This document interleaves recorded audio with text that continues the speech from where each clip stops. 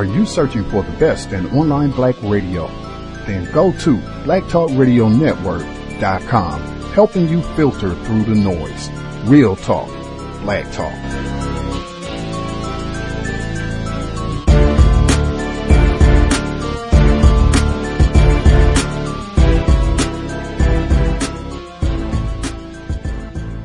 The internet is full of half-truths and all-out lies. We've all seen them, and many people on social media complaining about it. Here's your chance to show and prove. WorldAfropedia.com is a black-owned and operated encyclopedia. There are several thousand articles, but we need help. We can't uncover all the truth ourselves. So please, join us and become a writer, editor, or blogger for WorldAfropedia.com today. Every little bit counts. We owe it to the future generations to put the truth out there. Visit WorldAfropedia.com, the African-centered encyclopedia, a global database of African knowledge for the purpose of bringing about global African wisdom and understanding. WorldAfropedia.com. What do you think, Jackie? Well, I can try. Think you've got guts enough to play the game no matter what happens? They'll shout insults at you. They'll come into your spikes first. They'll throw at your head. They've been throwing at my head for a long time, Mr. Ricky. Suppose I'm a player in the heat of an important game. Suppose I collide with you at second base, and when I get up, I say, you dirty black so-and-so. What do you do? Mr. Ricky, do you want a ball player who's afraid to fight back? I want a ball player with guts enough not to fight back. You got to do this job with base hits, stolen bases, and fielding ground balls, Jackie. Nothing else. Now I'm playing against you in a World Series, and I'm hot-headed. I want to win this game. It should have been a moment of joy for Astros fans. Game 3 of the World Series last Friday. First baseman Yuli Gurriel had just hit a home run off of Dodgers pitcher Yu Darvish. But after Gurriel rounded the bases and entered the dugout, cameras captured him lifting the corners of his eyes with his fingers and using the word chinito, which roughly translates as little Chinese boy in Spanish, in reference to Darvish, who's half Japanese. Gurriel, who defected from Cuba in 2016, has apologized, and Major League Baseball is suspending him from 5 games next season, although he won't be missing any World Series games. But the debate over the incident is still raging. Julio Ricardo Varela is co-host of the political podcast In the Thick and founder of LatinoRebels.com. So first, Julio, tell us about Gurriel's apology. How did he explain his actions? It was a typical apology. You know, I apologize if I offended anyone. It wasn't my intent. I'm sure it was very heartfelt, and I think Darvish also got Gurriel off the hook by saying it wasn't a big deal, let's focus on baseball. But obviously the reaction online or amongst the community I'm around was quite different. I mean, they saw Gurriel as just crossing the line, and it bordered on racism. In your opinion, does the punishment of a 5-game suspension next season, does it fit for what he did? No. I think MLB was weak on this one. I think they should have suspended him at least for a game in the World Series. I think if you talk to Dodgers fans and if you talk to baseball fans in general, the only people that are saying that Gurriel should not be suspended were Astros fans. You know, he actually hit a home run on Sunday that kind of led to this exciting game. If he wasn't a part of it, you know, how would the outcome of the game be? MLB talked a good game, but I think because Darvish said, well, it wasn't that bad, and Commissioner Manfred, I don't think he wanted to deal with the union. So this 5-game suspension that was happening for next year just seems a little bit out of whack. You've heard the take, though, from several people, including an LA Times columnist who is half Salvadoran and half Japanese himself. They said that Gurriel shouldn't be harshly punished because racial sensitivities are different in the U.S. than they are in many Latin American countries. Do you agree with that? I don't, and I think that's part of the problem with being Latin American. I'm originally from Puerto Rico. I was born and raised, but one of the things that I've done as a journalist, as a commentator, as a contributor at ESPN is talk about racism in sports in the Latin American space. It's kind of the ugly secret. We've allowed words like chinito or negrito, which means, you know, little black person, to be these terms of endearment, that it's all part of the culture. And, you know, this whole like, oh, we do it because, you know, that's the way we've grown up. I mean, isn't that what people used to say in the United States? Like, oh, that's what we used to do in the past. And I think what you're seeing in the reaction to the Gurriel comments, especially from young Latinos, young Latin Americans who are sports fans, is that this was wrong. Second-generation Latinos that are living in the United States are kind of almost embarrassed about how we as Latin Americans kind of treat each other or label each other. It's almost like this dark stain that has never been discussed. And I'm actually seeing a lot more younger Latinos kind of taking the lead and saying that this type of behavior, no matter where you come from, is wrong. It's just wrong. And we need to call it out on our own, whether you're Cuban, whether you're Mexican, whether you're Puerto Rican. And I've seen more people speak out against than in favor. So Guriel, he's young. He came to the U.S. in 2016. Should he have known better, even if he was new to the U.S.? That's a great question. I mean, I think that's what you hear, like someone like Ozzie Guillen, who's the former Chicago White Sox manager. He was on ESPN Deportes, the Spanish language version of ESPN, saying, well, don't blame it on Guriel. But this is 2017. This is the age of the internet. To feign cultural ignorance, you're a Major League Baseball player. You're playing in the United States. You've been there for a while now. I'm just not buying it. And I think a lot of Latino sports fans aren't buying it either. So Dodgers pitcher Yu Darvish has tweeted that he'd like people to stay positive and move forward. Do you think that's likely? Or, I mean, it sounds like you're saying there should be a larger national conversation about this. I think if Darvish and Guriel want to kumbaya this moment, go for it. But I think there needs to be a conversation, a global conversation, especially, racism is not talked about in Latin America. It's accepted. It's joked upon. It's innocent. It's just who we are. And that's changing in a lot of ways. When you're living in a bilingual, bicultural world, and you see in the United States that's becoming more and more Latino and more connected to Latin America, these type of conversations are making people uncomfortable in Latin America, but they're necessary. And if Darvish and Guriel don't want to have it, don't worry about it. The Latino internet's going to have it, and they have been having it. If it kickstarts that type of conversation, I'm all for it.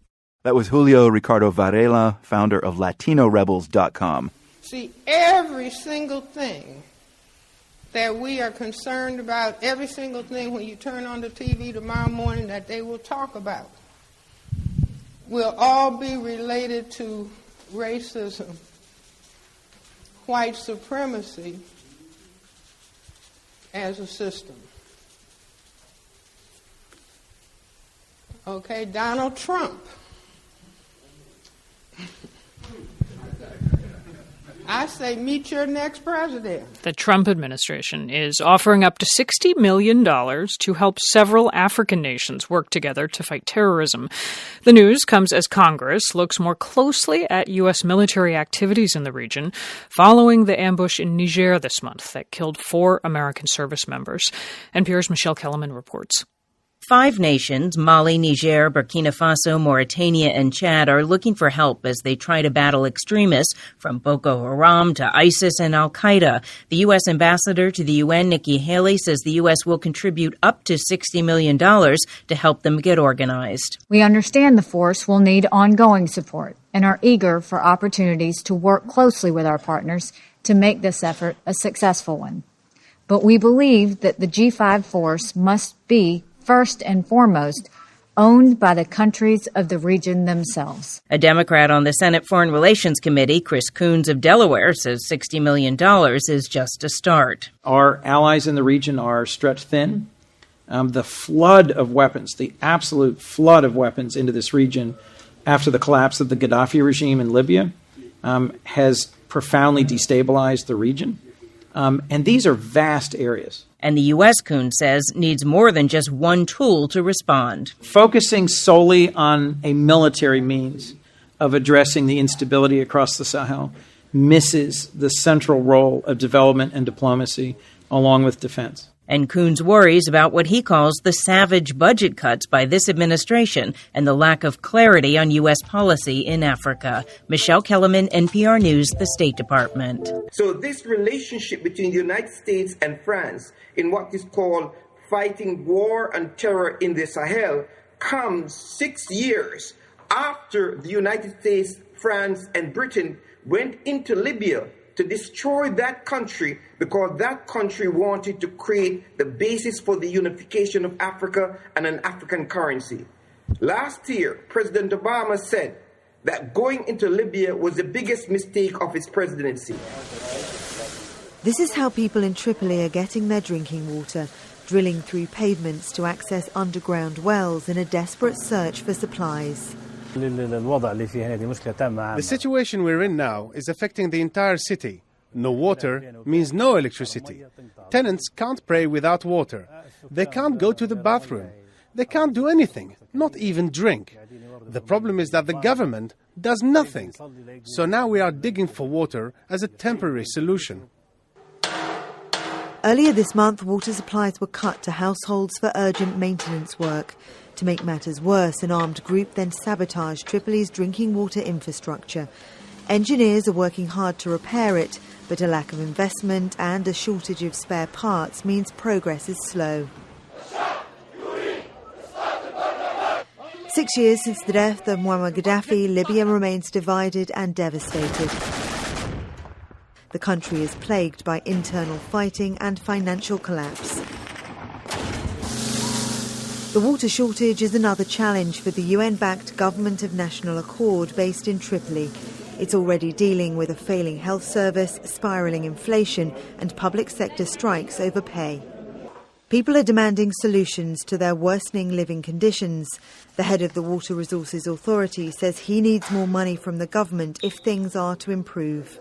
In the absence of adequate spare parts, a lack of money, security chaos, people have been taking matters into their own hands, and this in turn has affected the performance of the system. The UN says divisions are deepening in Libya and that finding a political agreement is the only way forward. For people struggling to access basic supplies like water, it can't come soon enough. Victoria Gatenby, Al Jazeera. And may all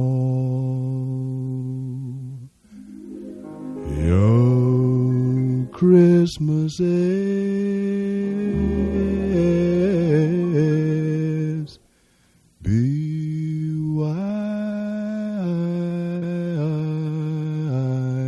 Jingle bells, jingle bells, jingle all the... The Daily Beast has uncovered another website that was incredibly active on social media during and after the election that was actually run by Russian trolls. Now, the website was known as Black Matters U.S., and you might have seen posts by this organization on Facebook because it was all over the place. A lot of their posts went viral. Now, recent information about this group of trolls indicates that they were trying to spread fake information or propaganda indicating that black activists in the United States were launching a war on Christmas, and that they were selling merchandise that supported this so-called war on Christmas. So let me give you the details. According to Ben Collins at the Daily Beast, Black Matters U.S., which independent Russian media outlet RBC identified as one of the most influential websites and troll accounts operated out of the Kremlin-backed internet research agency, pushed T-shirts imploring its users to say no to ho ho ho, alongside a picture of a candy cane. They printed a lot of shirts. By the way, they sold some of this merchandise.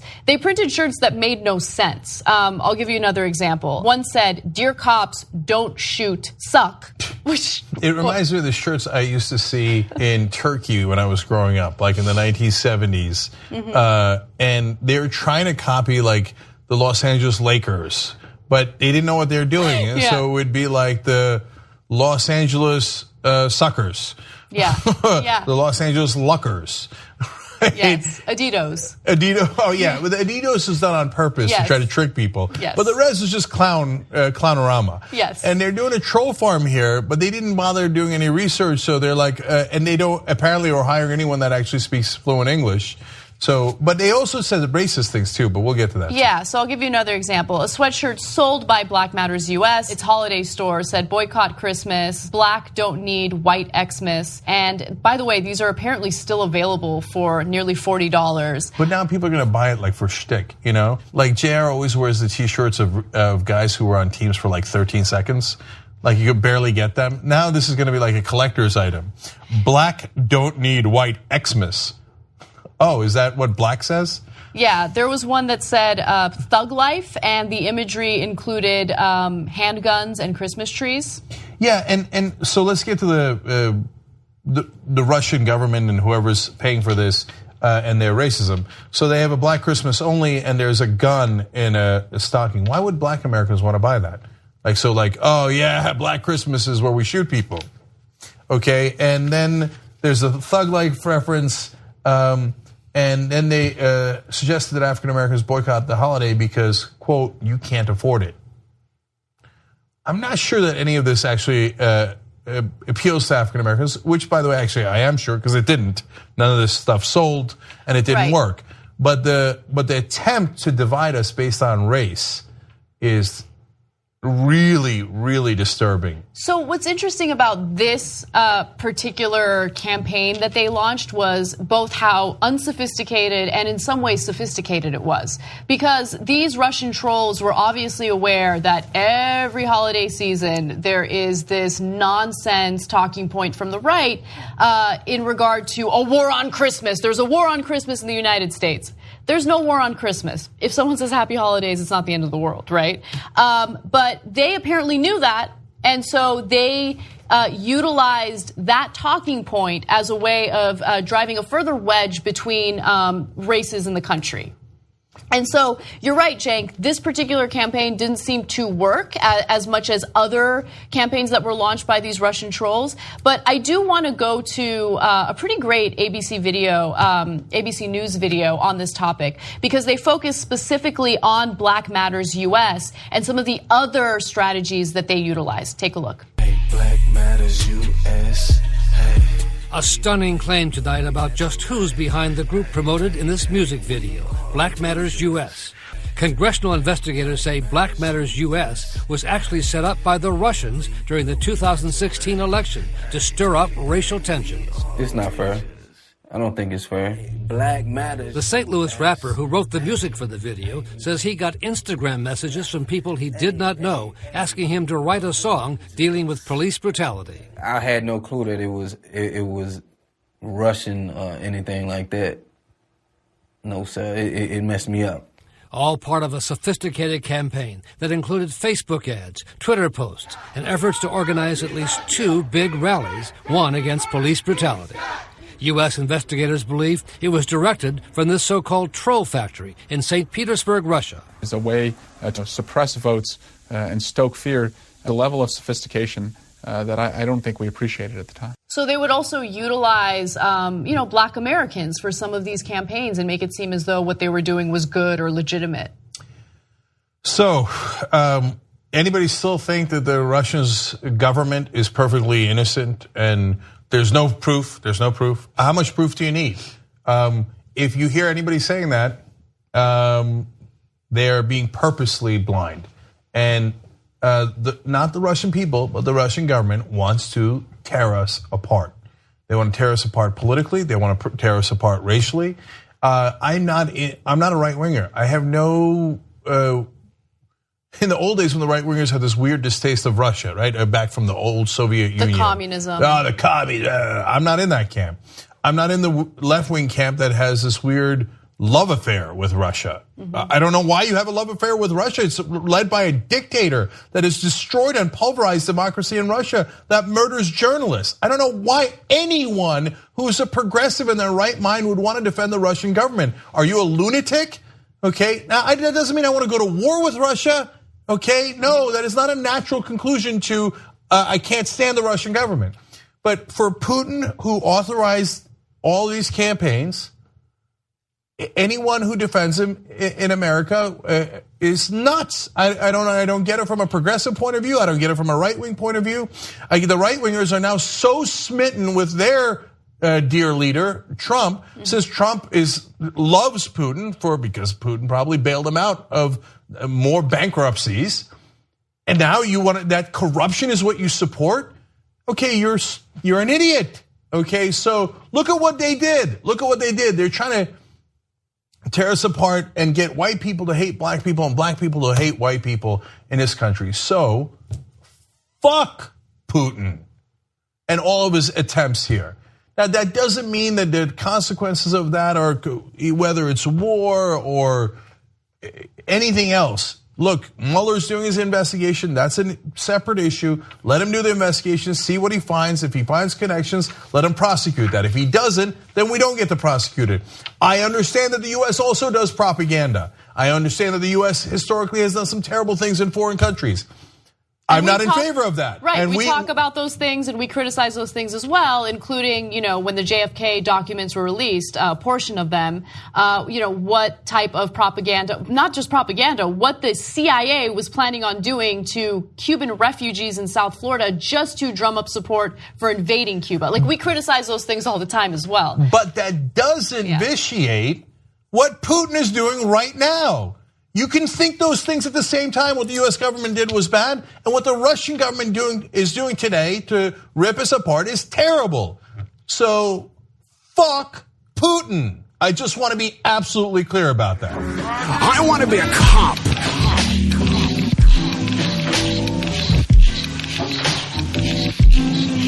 I want to be a cop. Yeah. I want to be a cop. All right, folks, we'll go to our second story. A former New Jersey police chief with a history of blatant racism has been charged with civil rights and federal hate crimes. Folks, this is another one of those stunning stories that we have to deal with. Frank Nucera Jr., the former chief of police in Bordentown Township, New Jersey, was arrested and charged with civil rights and federal hate crimes on Monday following a 2016 incident in which he slammed a handcuffed black teen's head into a door jamb. I think the allegation is clear. Chief Nucera harbored an intense, senseless, irrational, and bigoted view towards African Americans. On that day, he came into contact with a prisoner. That prisoner was in custody. That prisoner was restrained. They were handcuffed. They were not an immediate threat to anybody in the community. They were not an immediate threat to any police officer. And Chief Nucera, former Chief Nucera, chose to assault that person for no reason other than what he was driven by, at least in part, by his racial hatred. Nucera mysteriously retired in January amid rumors he was under criminal investigation. The criminal complaint against him says he had a blatant history of racism and used racial slurs. According to the complaint in 2015, while talking to an officer about an African American who allegedly slashed the tires of a police vehicle, Nucera said, "I wish that nigga would come back from Trenton and give me a reason to put my hands on him. I'm tired of them. These niggas are like ISIS. They have no value. They should line them all up and mow them down. I like to be on the firing squad. I could do it." He also used police dogs to intimidate African Americans, bringing them to high school basketball games when his department was providing security. Joining us via FaceTime from Newark, New Jersey is DeLacy Davis, an East Orange, New Jersey police sergeant and founder of Black Cops Against Police Brutality. Now, DeLacy, here's what's interesting.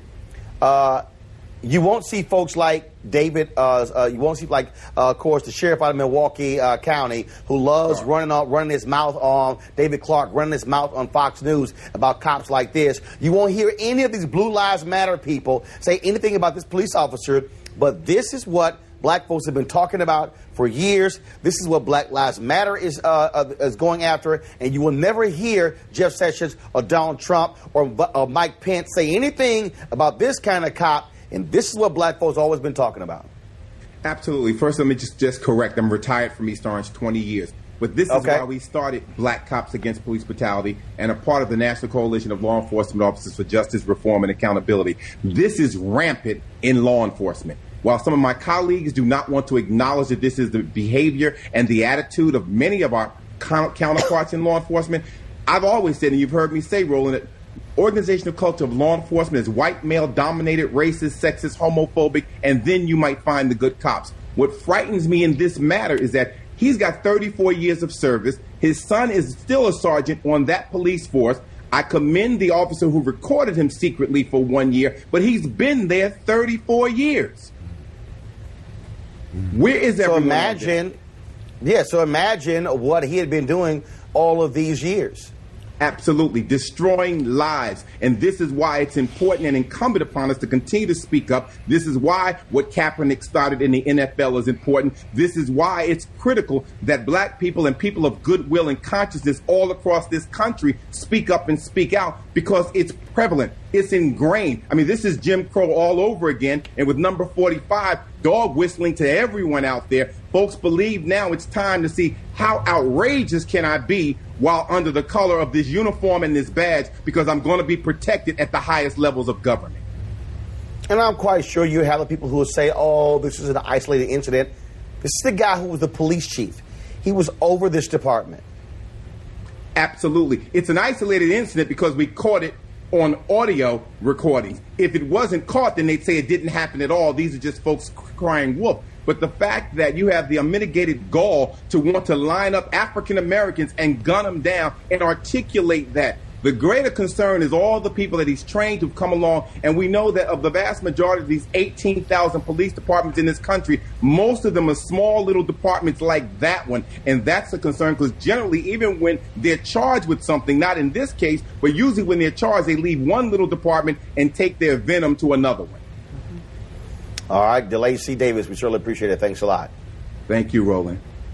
I want to quickly go to my panel here. Scott, again, federal hate crime charges. I'm trying to understand why New Jersey is not pursuing charges against its police chief for his actions. Well, they certainly ought to, and they ought to go back over 34 years. They can put the resources behind it, find any number of incidents, and then prosecute this individual. Now, there'll be a statute of limitations, but in most jurisdictions, you can go back 5 years. They need to put the federal and state resources behind it in order to bring justice to those individuals who I'm sure he has abused. Ralph? No, I would agree. This opens the Pandora's box for almost every arrest that has been made in this township over the past, whatever the statute of limitations is. And this is going to cost New Jersey a whole lot of money. And it should. And India, again, I just love all of these folks who say, oh, leave the cops alone. They're doing a great job. Nothing wrong with them. Listen, it's not gonna happen. Yeah. It's not going to happen. And I think the thing I'd like to address is the systemic issues here. So I was speaking to a community activist from Cincinnati yesterday, as a matter of fact, and one of the concerns they have is about what happens with they did a collaborative agreement between the community and the police in that city. And one of the things they're starting to see is indications after Sessions has come into play that that's not going to be enforced and that the police are kind of starting to slip away from that. So what I think we need to focus on are the kinds of things that could help support this systemically. And we're starting to see the erosion of that too now.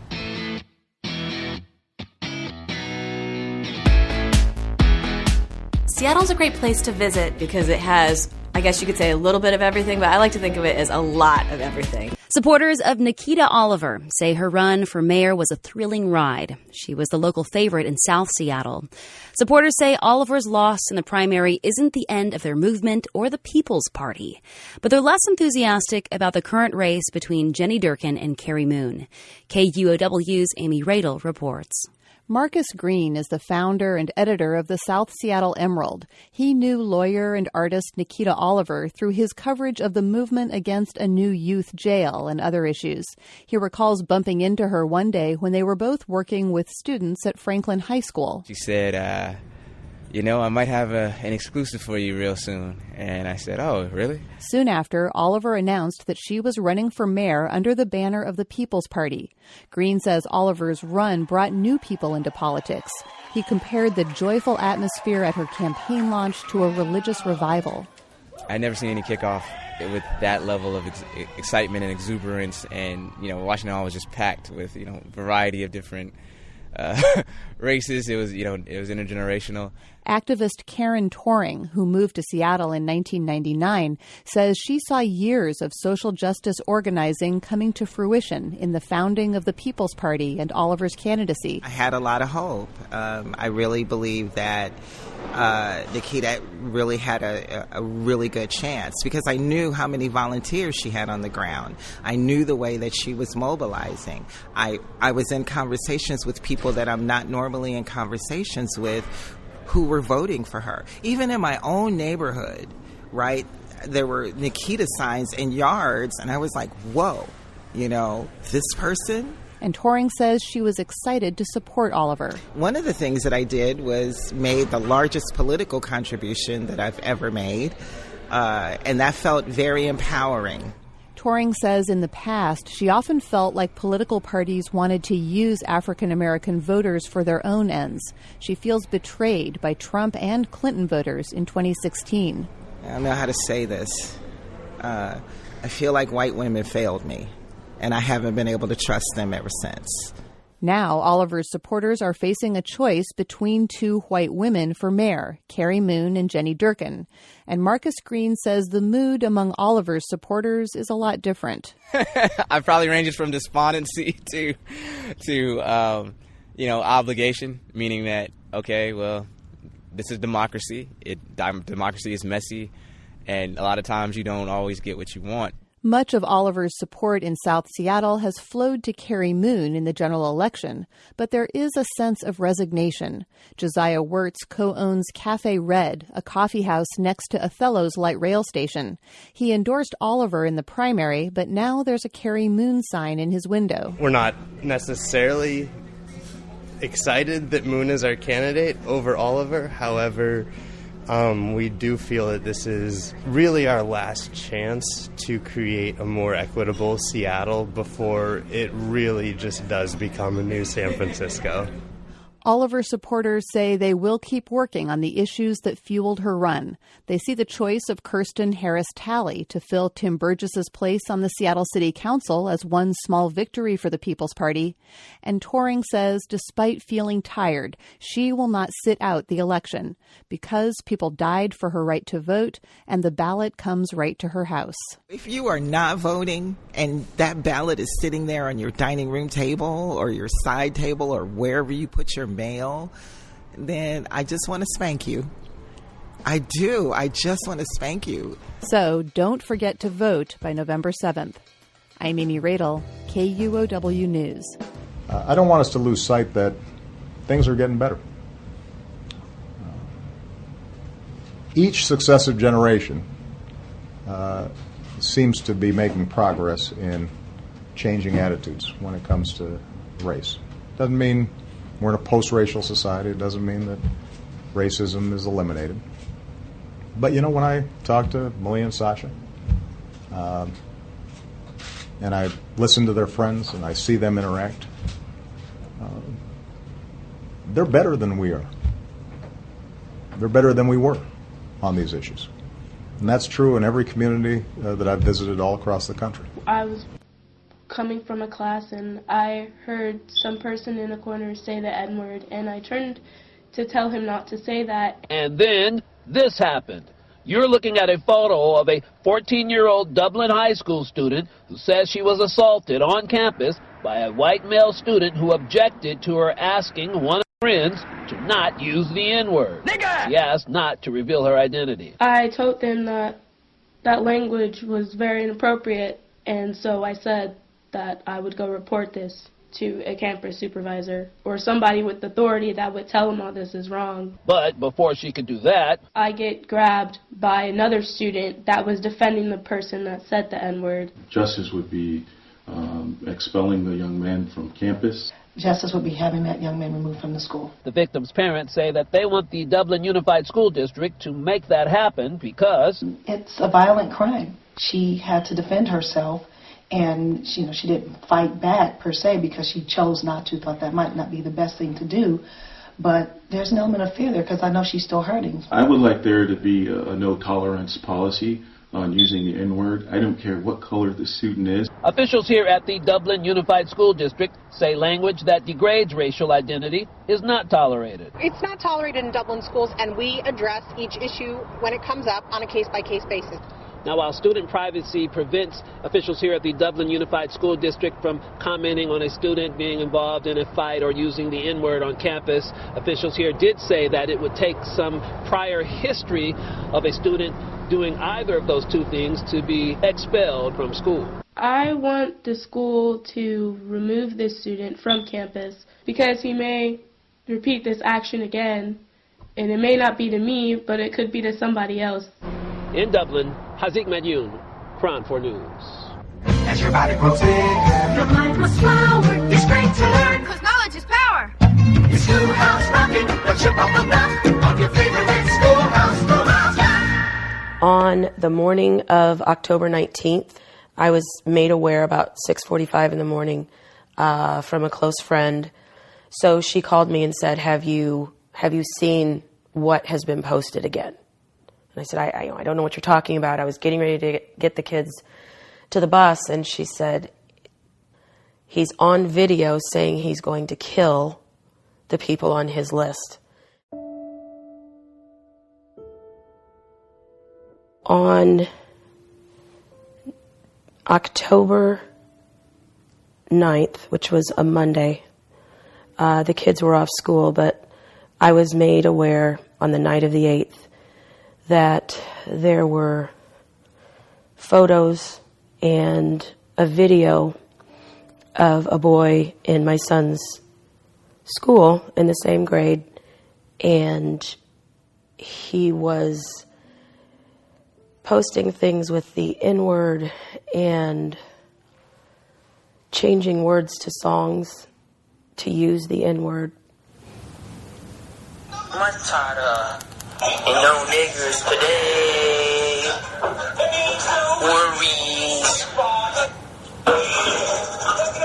Nigger. A coon. A coach coon.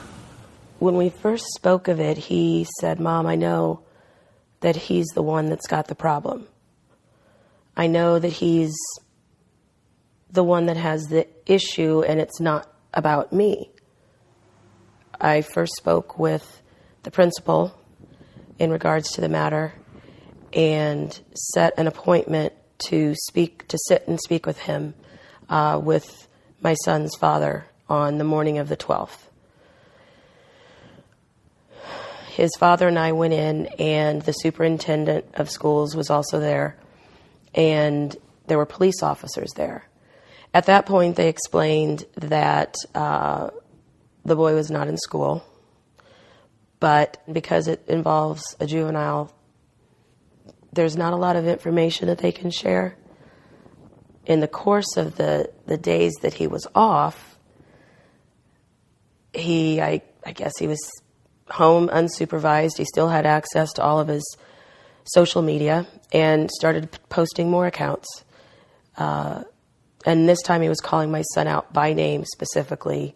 And the video was shot. You could see the neighborhood that we are in. It was in the video. Then he pans over and he zooms in on the school itself and says, How school kids that are on list look. But yeah, we're gonna die. And at that point, you just have this chill. Because I know that the child has problems. I know that he's already targeting my son. And now he's saying he wants to kill him. And I don't know what you say to that. So we didn't know where he was.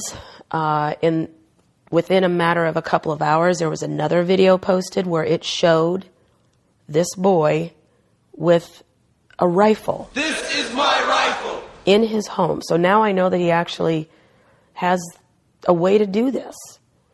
Clearly there's not any supervision because he's riding around a bike or scooter or whatever. And his child is obviously full of hate and has a whole other set of issues.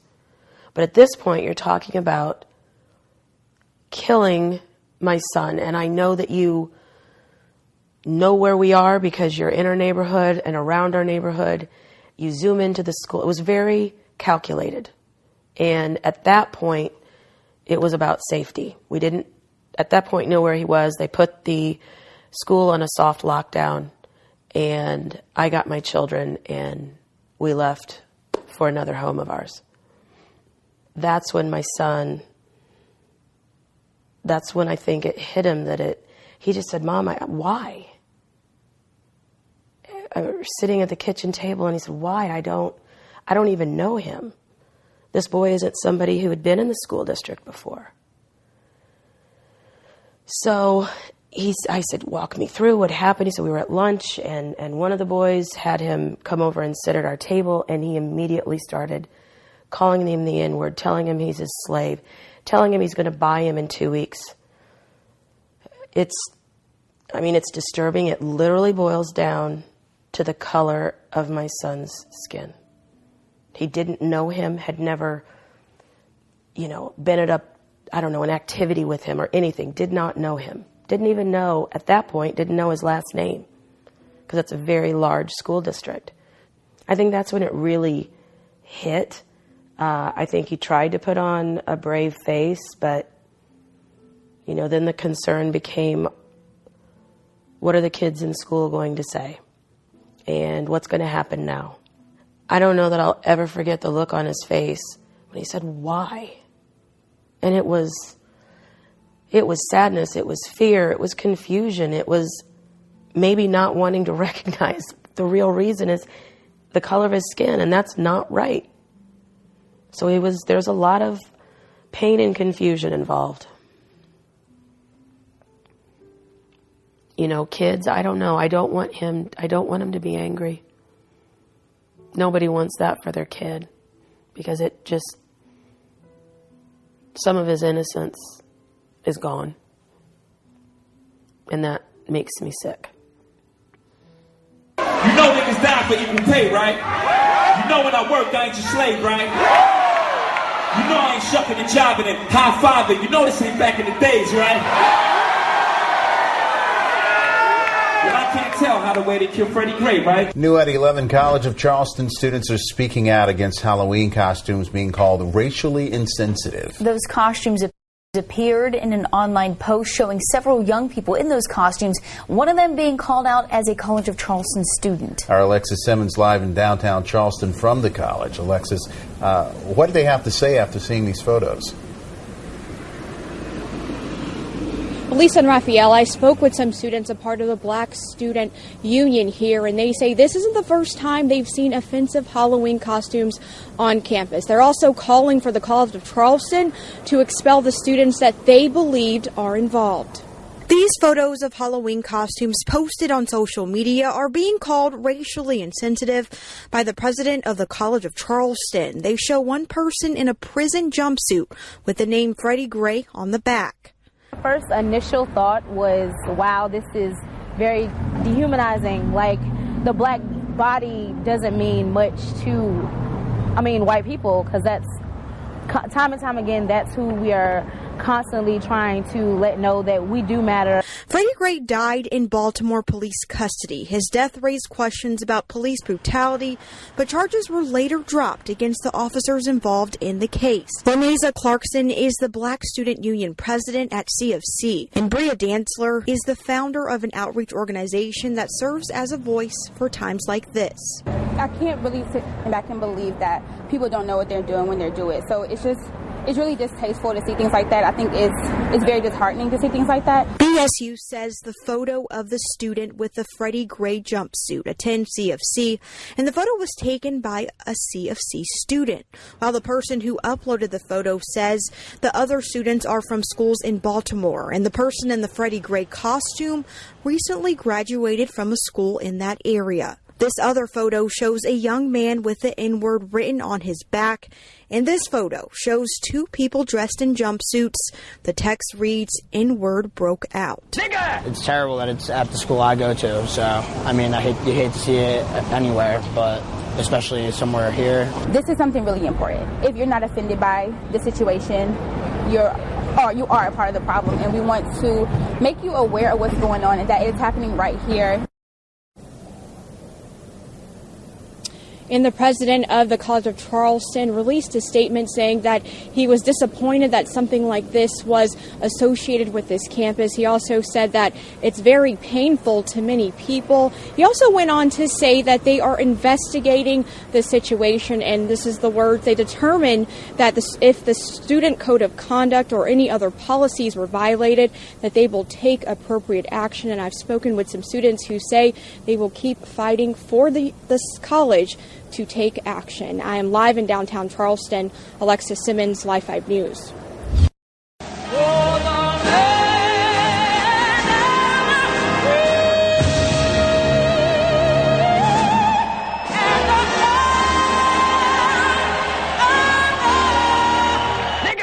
The photo appears to show a student representing former San Francisco 49ers quarterback Colin Kaepernick. Kaepernick is credited with starting the kneeling during the national anthem protest that is now widespread in the NFL. However, in the top right of the picture, someone appears to be holding a gun. It definitely doesn't belong on any college campus, that everyone, is equal and should be treated equally as such. In a statement on Facebook, College Vice President and Dean of Student Life Joyce Bylander says the costume and image were deeply offensive and reflected the exercise of very poor judgment. It goes on to say that we must all understand this action, however distasteful, is a form of free expression. It needs to be evaluated more when it is putting another group of people down and when it is kind of taking away the context of which something is being said. In Bylander's statement, she asks students to answer speech with speech to find how individual choices can have a negative impact on other community members. Some students believe that's a better course of action than a suspension or probation. It's every student's job and everybody's job to make sure that they know that it's something that's not accepted. I do think it is something that we need to pay attention to, and that as a community it would be our fault if we didn't kind of assess where it came from and how we can make Dickinson a better and safer place because of it. Now the school is investigating the guns seen in the photo. Officials say that any guns, whether real or fake, are prohibited from campus.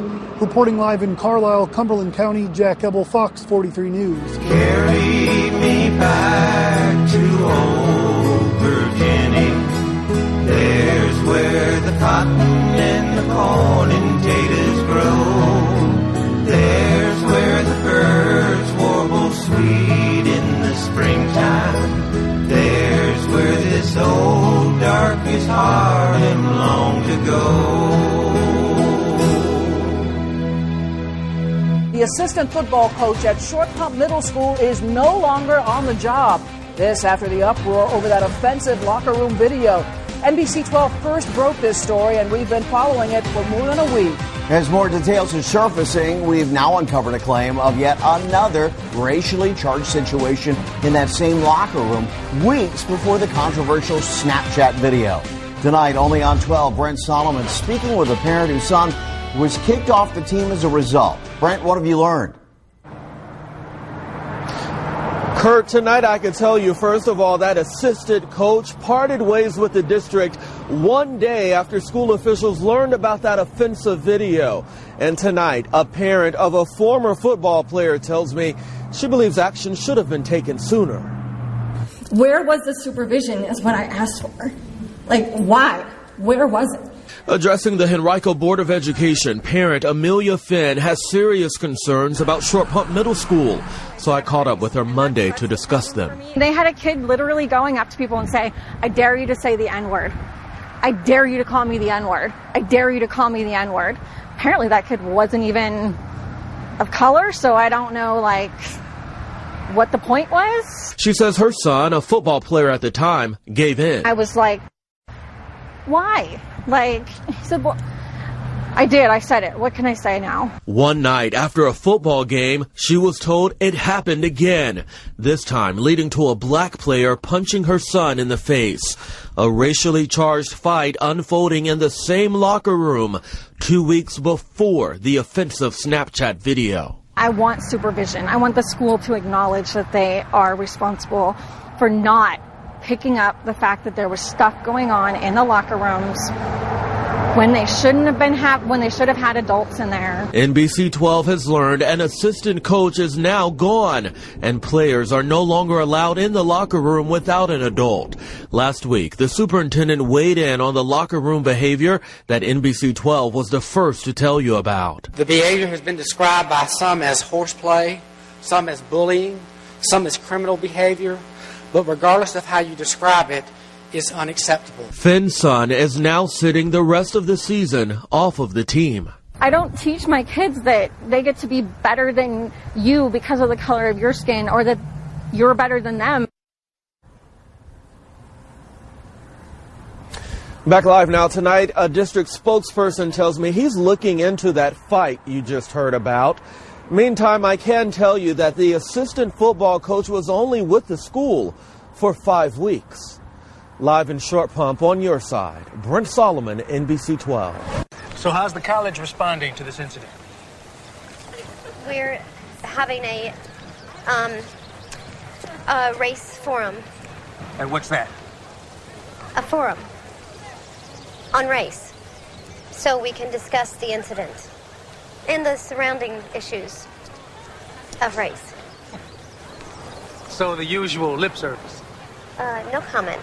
We hear it all the time, roommates not getting along. I talked to a student tonight who said her roommate took it too far, and she believes they were racially motivated reasons. And tonight, that roommate is now under arrest.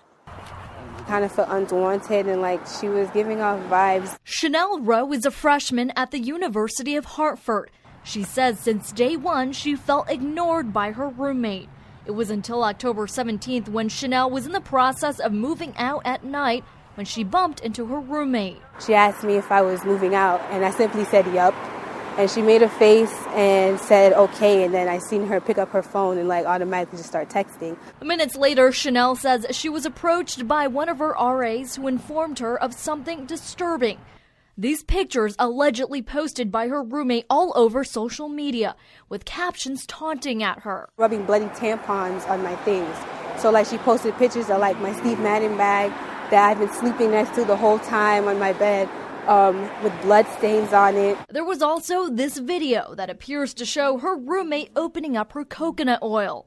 She got me out of the room after a month of spitting in my coconut oil, putting my toothbrush places the sun doesn't shine, putting moldy clam dipping on my lotion. Right away, Chanel reported this to public safety, and West Hartford police eventually were involved, and a police report was filed. Chanel said the school originally told her they may or may not hear anything back about this incident.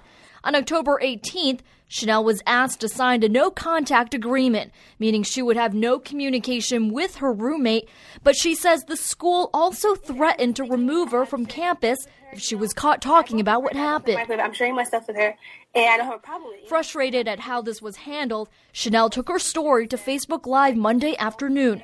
Since then, her story has been shared thousands of times on Facebook and Twitter. Today, the University of Hartford responded saying, quote, "Upon learning of the incident, public safety immediately ensured that the victim was relocated to a safe location, notified local authorities, and provided support for their investigation. The accused student was subsequently arrested by the West Hartford Police Department, and her case will proceed through the legal process. The university will continue to precisely execute our defined process outlined in the Code of Student Conduct." The university also confirming West Hartford police arrested Chanel's roommate, which happened 2 or 3 days ago. When asked how she felt about being the victim of an alleged bullying case, she said if the roles were reversed, she believes the incident may have been played out differently. Probably would have been locked up, like a whole bunch of stuff would have been done quickly.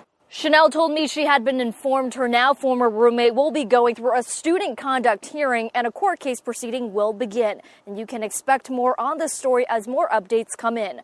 Reporting at the University of Hartford, Carmen Chow, Fox 61 News. I can't tell how the way they killed Freddie Gray, right? Baltimore is closing in again on 300 murders. It has passed that grim milestone every year since 2015. That was the year of the Freddie Gray riots, which led to the current effort to reform Baltimore police.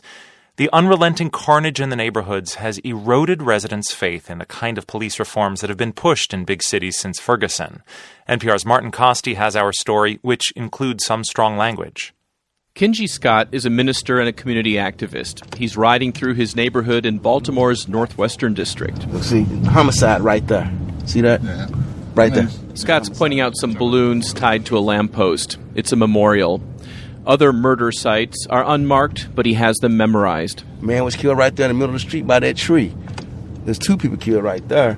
The other man in this car, the one driving, is Anthony Barksdale. He's a retired Baltimore cop. He was deputy commissioner in the years when crime was dropping. Now he spends his time blogging and tweeting about what he sees as the inaction of Baltimore police. He's frustrated at what he's now seeing in the streets that he used to patrol. And look at this. Look at this corner. When I worked, I'd pull up and say, clear the corner. Here he's talking about a group of people hanging out at a known trouble spot. He says Baltimore cops used to clear corners like this to reduce the likelihood of a drive-by or walk-up shooting. Barksdale turns up another street and then practically jumps out of his seat. Look over there. You got people selling drugs, and the cop is sitting right there. On the police car. And they sat on the damn police car. That's depolicing. Like the ones you saw. This is what you're seeing. This is depolicing. Depolicing. In law enforcement, this is a touchy word. You hear it mostly from conservatives and critics of the Black Lives Matter movement, people who say the protesting has made police too cautious, that it's cleared the way for killers in places like Baltimore and Chicago. But here in this car, the depolicing word is being used by two black men. What's more, Kenji Scott, the community activist, says this. People are less concerned about police reform right now than they are about their own public safety. That's why it pisses me off when people keep talking about reform. We're talking about our safety and being able to walk out our houses without being afraid of being shot. And the man they blame for all this? The police commissioner, Kevin Davis. I've heard those sentiments out there, particularly from the peanut galleries of the world, about the police officers depolicing or taking a knee. Wow! Hey, yo, drama, hold up, son. Hold on. Stop the motherfucking record. All right. I want you to pon the replay, drama. Pon the replay.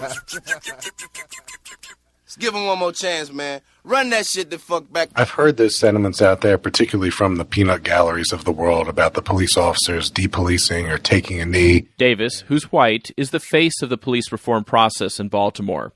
He was hired from outside after the riots, and now he's implementing the federal consent decree that was negotiated with the Justice Department in January, the last of the Obama-era police reform deals. This profession can no longer occupy geographies with cops and stop everyone who moves in hopes of catching a few bad guys. And Davis says this new approach is doing some good things.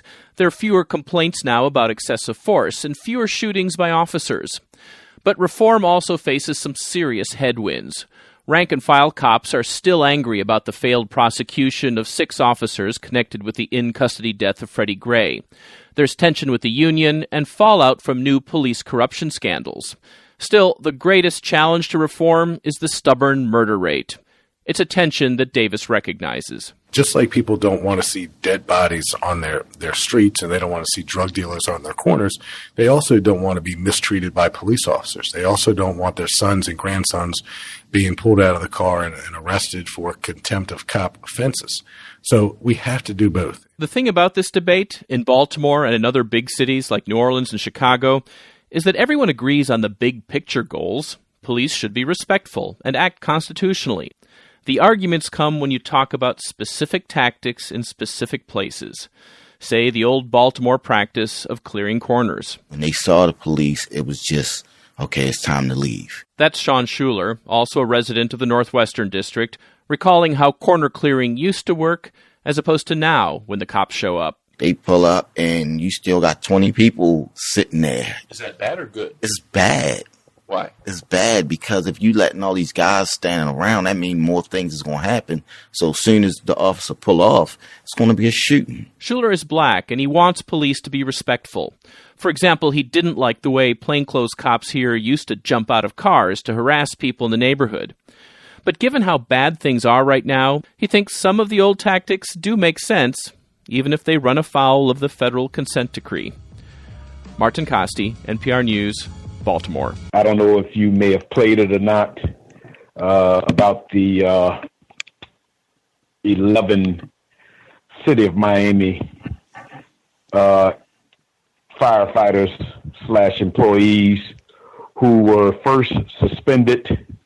And I think I saw it on last night's news that 6 of the 11 were fired. At the time,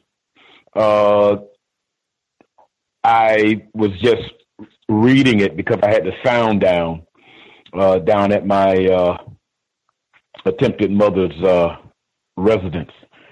And I said to myself, well, not to myself, but also to my sister, that I bet that was racial. And that was when I discovered the images drawn on the photos and the noose hanging over the middle photograph. The first reaction was basically disbelief. Only on Local 10 tonight, we are hearing from the Miami firefighter who says he was harassed and discriminated against at his fire station, leading to the firings of 6 others. And we're also learning more about the accused firefighters who were terminated after a small noose was left draped over a defaced family photo. Local 10 News reporter Glenna Milberg joins us live with her exclusive interview. Glenna.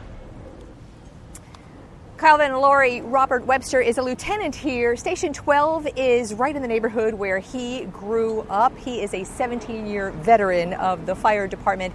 Reluctantly, he spoke with us today. It's very clear, you'll see, that he considers what happened here a betrayal of the firefighter brotherhood that he so values. First reaction was disbelief. It was around midnight, the busy night of Hurricane Irma. I knew it wasn't a joke because of the progression of little things that were taking place. Lieutenant Robert Webster spotted the family photo on his desk, graphically defaced and draped with a chilling symbol of racial hate. The images drawn on the photos and the noose hanging over the middle photograph. His Station 12 colleagues, who took the time to take the photo out of the frame to fashion a small noose from white rope they use at the station, those 6 received these termination letters, including a captain whose dad is a former fire chief and the lieutenant who shares Webster's office space. I believe in this brotherhood that we throw around so much, this word, the brotherhood, the brotherhood. Webster is a 17-year veteran of the department. We've seen him on the job and saving lives. If you could see his expression, you'd know how crushed he is to think the bonds he built have been so violated. Stupid. Not racist. I don't think so. Someone playing with something that they didn't have no business playing with. Racism and the tools of hatred is like a loaded gun sitting on the table. Webster is now wondering what the role of firefighter and the brotherhood means to those 6 men, and he wonders where the department goes from here. I still believe in what we're supposed to be. Complicit and conduct unbecoming and false statements and failure to act. Those are just some of the words that you'll find in the 6 termination letters that the fire chief wrote to those 6 firefighters. They plan on holding a press conference tomorrow to fill in more of what they found and what happened here. And I want to leave you with one little bit of irony. Station 12 is actually dedicated to a firefighter named Willie Waters.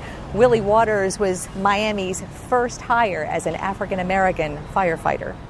I'm Glenna Milberg, live in Miami tonight, Local 10 News. Tennessee, Tennessee, Tennessee, Tennessee, Tennessee.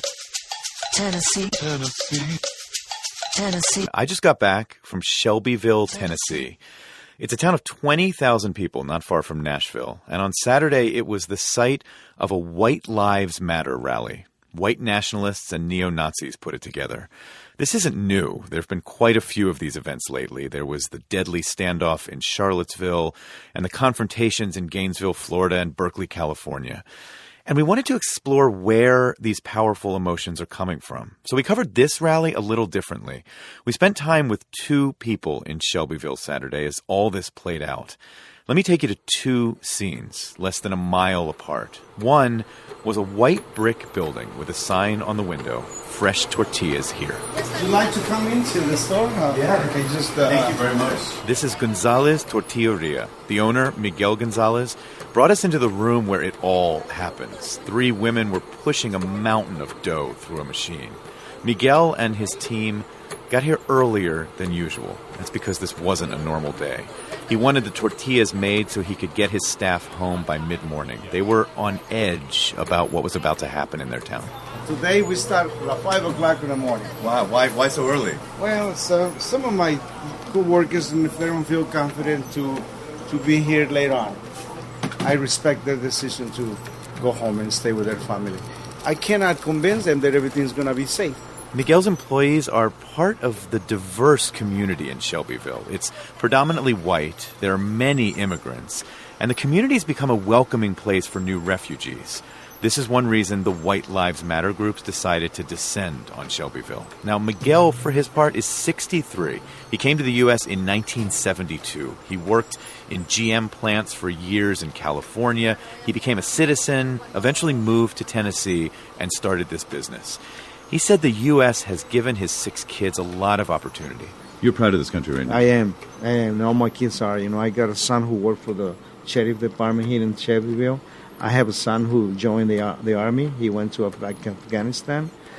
Your son is in the sheriff's department in Shelbyville? Yes, he worked for the sheriff's department. So does he have to work today with... No, he worked in the juvenile detention center. So will he be pulled in if there's any violence or anything like that? I'm not sure, but the whole police is in alert. Would you worry about him if he had to go out there today? Yes. Miguel, though, said he was not worried about himself becoming a target. He was going to wait this day out running the register at his business. His other son, the Army vet, was going to come over and keep an eye on him. The other scene was a bank parking lot right near Town Square, the rally point for White Lives Matter. Forward! People carrying Confederate flags and plastic riot shields were gathering and getting their marching orders. You got a mask on your face, get the mask off your face. There were faces of hate. The guy just to our right was dressed in military fatigues, and he wore a Hitler mustache, and he was goose-stepping like a Nazi. And then there was Jessica Atkins. She's a member of one of the organizations gathered here, League of the South. Hi, I'm David. I'm Jessica. It's nice to meet you, Jessica. Nice to meet you. Yeah, thank you. Good to meet you. She's petite, in her 30s. She had a Confederate flag around her neck and a riot shield. She drove here from Southern Virginia, and she said there is nothing wrong with coming out in a public space to honor her race and culture. We just want to be left alone. That's it. Left alone? Yeah, that's who is not leaving you alone right now? Like, when you say I want to be left alone, like, what is... Well, that was, back in, the Confederate War. And what about today? Well, today you have people who, I'm a Christian background, so I have virtues and values and things that they are promoting out, like on commercials and stuff like that. That stuff's not right to me. I mean, I'm not... Like what? Like what's something that really bothers you? The LBGT stuff. I don't agree with that stuff. I mean, I don't hate those people, but if they want to be that, that's fine. But don't shove it down my throat. And as far as multiculturalism, every commercial you see on TV, it shows that multiculturalism. Why? Why is that? Where are they trying to paint a picture? And we'll ask you, what is the difference in your mind between not liking multiculturalism and racism? It's totally different. Explain it for me. I mean, you don't have to. I mean, like I said, the League of the South is not out to destroy another race. They're out to preserve our race. What's wrong with that? I'm not embarrassed to be white. I'm proud of what my ancestors made me, and I'm proud of what my ancestors did because they fought for my state, my homeland. They created me. I mean, there's nothing wrong with it. There's no problem whatsoever with being proud to be white. Jessica now had to get going. The line for the security checkpoint was moving. Jessica and her group went through and then made their way to a street corner barricaded by police. A drone was hovering overhead, and snipers were peering down from City Hall. There were chants that conjured Nazi ideology. Counter-protesters were across the street behind their own barricade, and they were yelling back. You're not workers, you are idiots. After the rally was over, we wanted to check back in with Miguel Gonzalez to see how the day went for him. He was alone behind the cash register. It was a quiet day for him. He just wanted to know how the rally went. And it was interesting because I started chatting with him about one of the themes that Jessica brought up, this fear of intrusion from the outside. It was a concern not entirely unfamiliar to Miguel. He has seen refugees coming to Shelbyville, and he's welcomed them. He has also thought about the benefits they receive as soon as they arrive, like access to Medicaid. I'm a citizen now. I'm a retired, but I already put into the fund for my pension, for my Medicare. I'm not using it now, but I'm hoping when I get old, I get some benefits. But I've been contributing already with 45 years of my life in this country. But people coming from outside, zero seniority in this country, and already have all these benefits, Medicaid. So it is something that the government needs to be careful. But hate is not the solution. Miguel Gonzalez and Jessica Atkins, who were less than a mile apart from one another this weekend in Shelbyville, Tennessee. Context of White Supremacy. Gus T Renegade in for another broadcast, hopefully to share constructive information on the system of white supremacy. Today's date, Saturday, November 4th, 2017. So I have been told. This is our weekly compensatory call-in. Dial in if you have thoughts, observations, counter-racist suggestions. The number 641-715-3640. The code 564-943#. Press *6 if you would like to participate. Number again, 641-715-3640. The code 564-943#. Press *6 if you would like to participate. Couple quick things before we get to callers who dialed in. First off, we are listener-supported, counter-racist radio. Invest. If you think the program is constructive, visit the blog racism-notes.blogspot.com. Address again, racism-notes.blogspot.com. PayPal button is in the top right corner. If you're not into PayPal, drop us an email and we will get you a physical mailing address. Huge thanks to all the folks who have invested nearly a decade. The Cows has been on the air. You can also support us via our Amazon wish list, which is also linked at my blog, racism-notes.blogspot.com. You'll see the tab right there. The wish list is on Amazon under Gus T Renegade. Thanks for all the folks who have nabbed items. Got toilet paper from my wish list today. Ecstatic. Always great to have an abundance of TP in the house. A few items that I wanted to touch on before we get to the callers. Mr. John Patash should be with us tomorrow. He wrote the book, The FBI War on Tupac Shakur and Black Leaders. Full title, U.S. Intelligence's Murderous Targeting of Tupac, MLK, Malcolm, Panthers, Hendrix, Marley, Rappers, and Linked Ethnic Leftists. He should be with us. He's been on the program twice before. Also talked about his book, Drugs as a Weapon Against Us. We'll be discussing the Black identity extremists in the context of his published work, like the titles I just mentioned. Normal broadcast time, 8 p.m. Eastern, 5 p.m. Pacific. We'll be looking forward to getting his thoughts as well on the ever-evolving opioid epidemic. He is a drug specialist by trade, a drug counselor by trade, and working with trying to rehabilitate folks who have substance abuse issues. So we'll be very interested to get his thoughts. We spoke with him last time about cannabis legalization, so to get his thoughts on that as well as the ever-evolving opioid situation. 8 p.m. Eastern, 5 p.m. Pacific on Sunday. Next, the segment from the Young Turks, where they were talking about the alleged Russian trolls trying to gin up some sort of divide between us. Another great illustration. I think we talked about, the patterns that we've observed in the Young Turks presentations over the years, because we've heard so many of their clips. That one, I thought, special for different reasons. Just the yelling. We talked about this with crazy talk, stupid talk. When people are yelling and cursing and using a lot of emotional appeals when they are supposed to be presenting information, right? They're supposed to be journalists. That's what they say. That to me is suspicious. That's something that, I remember Dr. Marimba Ani with Yurugu. Everyone has an objective when they are presenting material to you.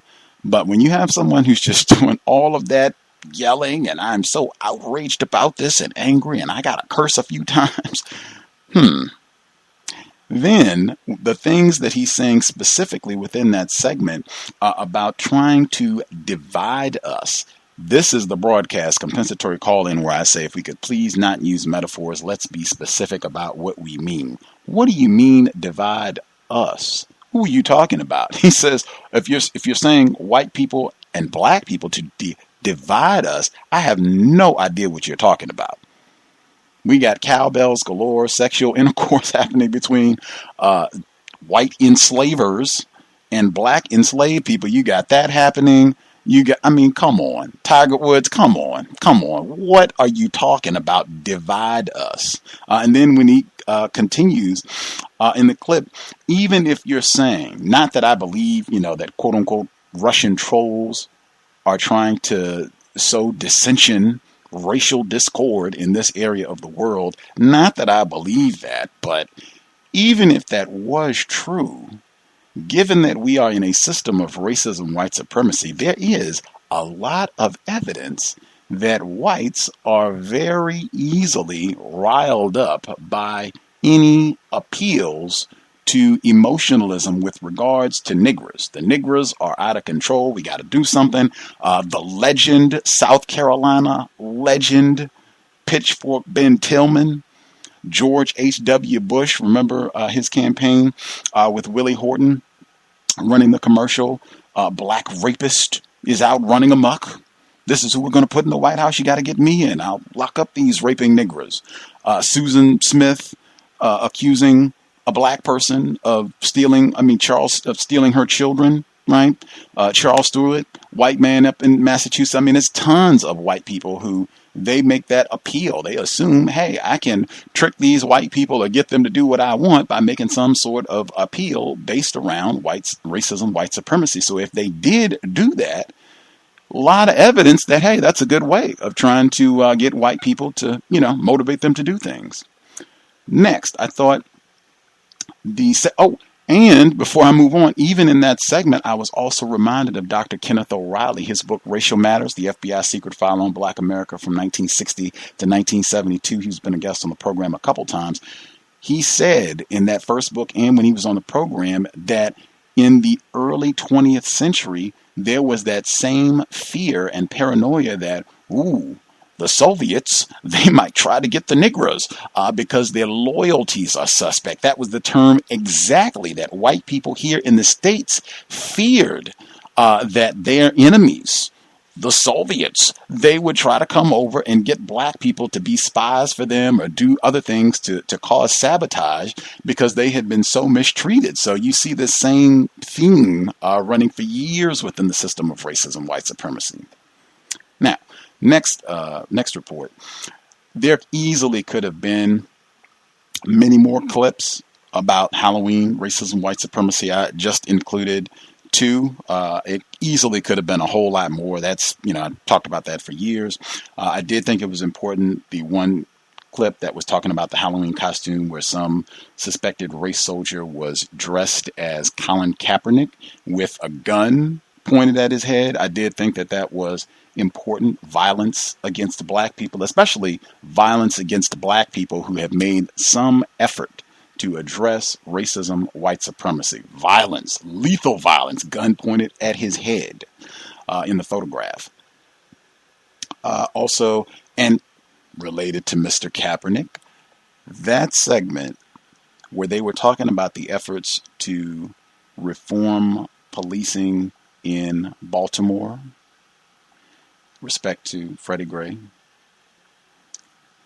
The segment, and they talked about the depolicing, right? That was the first term they said. Depolicing, meaning they think the police might not be doing their job in terms of arresting people or if they're seeing crimes and they're not doing anything about it. I think we had this same phenomenon talked about in 2014. I think this was after Eric Garner was shot and killed, choked to death, was choked to death, and Michael Brown Jr.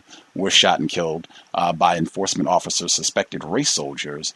And they were talking about, the police are being blamed and smeared, and we're just not going to work. People were accusing, certain enforcement officials, I think particularly in the New York area, of this, having slowdowns. They went from calling that depolicing in Baltimore. Then when they talked to the Baltimore commissioner, Kevin Davis, white man, suspected racist, He said the peanut galleries of the world. Interesting metaphor to talk about people who are criticizing the police department. They're not citizens who have a right to disagree. Maybe they have a viewpoint that I don't agree with, but no, the peanut gallery. And then he said these accusations of depolicing or taking a knee. I said, wow, what a metaphor. If using that phrase is being associated with police not doing their job in a city where a lot of black people are dying and suffering from violence, wow. Incredible. Again, why I encourage really pay attention to metaphors. A lot of times you can learn a lot about how people associate things in their mind. You're making a relationship between a non-white person who's not even employed right now, who was taking a knee for a few minutes during a football game. You are equating that somehow with your frustrations in your job or how you're being treated or accused or what have you. This is now being equated with an enforcement officer not doing their job and allowing crimes to occur, taking a knee. Fascinating. Maybe I misconstrued that. I did play it back purposely so that people could hear that again and just think about that. Fascinating. Next. The segment, or there was no segment because I couldn't find the audio, so I had to just read this one. You'll have to bear with my narration. I don't know if people heard this. It would be great if we did have any folks who read about this, heard this. Great. If not, I'm glad I could share. And again, a strong rebuke to anyone, the notion that checking the news or just trying to be informed, whether you read the newspaper or watch the news on television, or if you listen to news programs, the notion that that is a waste of time is dangerous.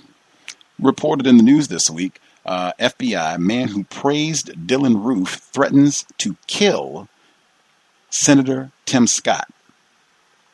This is from November 1st. The Federal Bureau of Investigation has a Georgia man in custody who is accused of threatening the life of a South Carolina senator. According to records from the United States District Court, on October 23rd, Jason Kenneth Bell, 40, white, communicated a threat to an employee of Senator Tim Scott's office. The documents indicate Bell said, and I'm going to read this without censoring, and there are profanities and what have you in it, but it is dangerous to censor racism, white supremacy. So I'm going to read this as it is. The documents indicate Bell said, "I'm going to kill that motherfucker," after calling the office to complain about the senator's stance on neo-Nazism. Below is an excerpt from the court documents. Yeah, he's an ignorant motherfucking... Now, the problem that I have with the censoring, they have a word that's been redacted here. They give you one letter, that this word starts with the letter G. I don't know what that is. I don't know what the G word is in reference to black people. If anybody knows what the G word is, if there is a profane word that starts with a G that I am ignorant of, inform me, please. But this is the problem I have with sanitizing, because this is, in my view, pertinent information. We're talking about a United States senator, and they don't even have that many black United States senators. I would like to know every single detail. And this is a court document, so hey. Continuing. I can't stand that motherfucker saying that neo-Nazis and white people are the problem. I'm going to kill that motherfucker. End quote. Investigators said that Bell then hung up but called back 15 minutes later and identified himself while leaving approximately 10 voicemail messages at the office. The FBI said Bell has been the subject of multiple investigations after past threatening phone calls to the NAACP and local news outlets. In these phone calls, Bell frequently references and praises Dylan Roof, who was convicted of the mass shooting at Emmanuel African Methodist Episcopal Church in Charleston, an FBI special agent said in the court documents. In August 2017, U.S. Capitol Police worked with law enforcement in Cochran, Georgia, to conduct a welfare check on Bell, who had threatened self-harm and left concerning messages to a member of Congress, according to investigators. Investigators said Bell admitted to the phone calls earlier in 2017, but said he was not violent and was only trying to have a conversation. He said he has contacted members of Congress for 6 years regarding untruths of black victimization, in quotes, and will continue to do so until he is understood, the FBI said. The documents state Bell was also arrested in DeKalb County in March 2017 after making threatening phone calls to the CNN office in Atlanta. Bell was taken into custody in Bleckley County, Georgia, after the threat against Scott before being transferred to the custody of the FBI. He is charged with making threatening interstate communications. The office of Senator Tim Scott released the following statement on the incident. The senator greatly appreciates the efforts of the Capitol Police and the FBI to keep folks safe every day. Any questions regarding this matter should be directed to the FBI. End of the report, and they have a mugshot of Jason Kenneth Bell, not identified as a terrorist in this report. I will only add that out of all of the things that you heard, all of the news clips, the threats against Senator Tim Scott in South Carolina, out of all of those threats, the only incident that I heard referred to as an incident of terrorism was the attack in New York City. Everything else, including a white man opening fire in a Walmart in Colorado, everything else that I saw happen this week, not referred to as acts of terrorism. One more thought with Senator Scott, because he is someone that I have heard rebuked and attacked often as an Uncle Tom sellout. I think he's even been called Uncle Tim sometimes and criticized for his views or certain positions that he's taken. In my view, number one, any non-white person is a victim of racism, white supremacy for a black person. Even if I don't agree with that black person, I understand that that is still a black person in the system of white supremacy. Dylan Roof could have this person in their crosshairs at any moment. I'm going to keep that in mind, and I'm not going to call them names and bash them, even if I don't agree with what their views are. Regardless of what they're doing, they're still a victim of racism, white supremacy. Next, with regards to Senator Scott, I am pretty certain that I have heard black people call him a coon. And even if it's not Senator Scott, I've heard so many other black people, including yours truly, referred to as a coon. That clip where it was a mom in Chicago. She was talking about her son being terrorized by some little white race soldier who had been calling her child names and making videos where he was going. I think it was The Lion King that was playing, where one of the characters was saying Hakuna Matata, and he was saying coon, a coon, a coon. We should really pause and take a moment when we get frustrated. Some of us, hopefully not many Cows listeners, but we should really, in my view, pause the next time when we get frustrated and think, I'm gonna take out my frustration by identifying a black person as a coon. Where would I have learned such behavior from? Who has a good time and is known for sitting around and calling black people a coon? Where would we get such behavior? For this program, to remind folks once again, if we could not use metaphors, it's been my experience. One, you can learn a lot. Make sure I emphasize, you can learn a lot in terms of how people think just by paying attention to the metaphors they use. That said, I've also observed racists frequently will use metaphors to practice deception, white supremacy. They will compare things that are not equivalent and scream, shout, insist that, oh yes, these two things are darn near twins. They're identical. And that's not the case at all. Victims, non-white people, including Gus T, frequently, we are still learning. We have not come to conclusions on certain matters, so we're still thinking, and sometimes we will use a metaphor in the hopes that that correctly conveys our thoughts.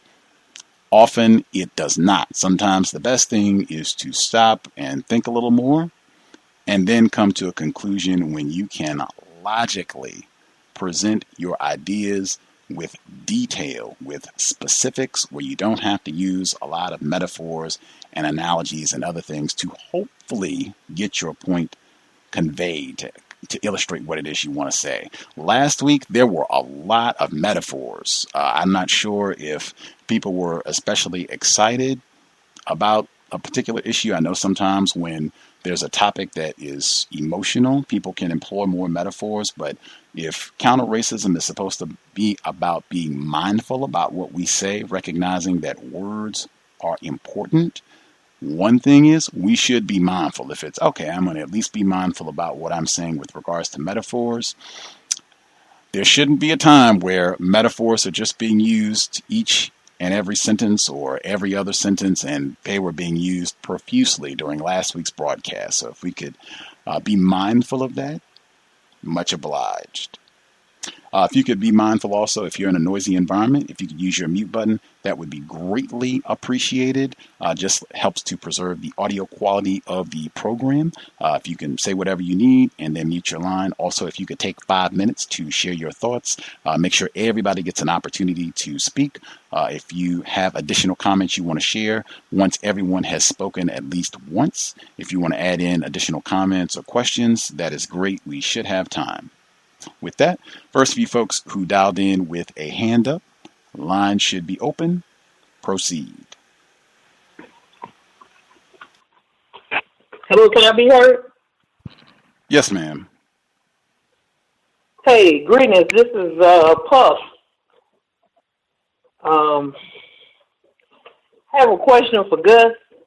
Was the word they were using guineas? In which, do you remember which segment it was? No, I'm saying what you were saying. What was the G word? I don't know. I don't know. We can look at the report and see if that would work. But he said it was preceded by motherfucking. So it would be motherfucking guineas. You think that's what it is? It seemed like he was talking about Senator Scott, though. It seemed so. It would be motherfucking guinea. You think that might have been what it was?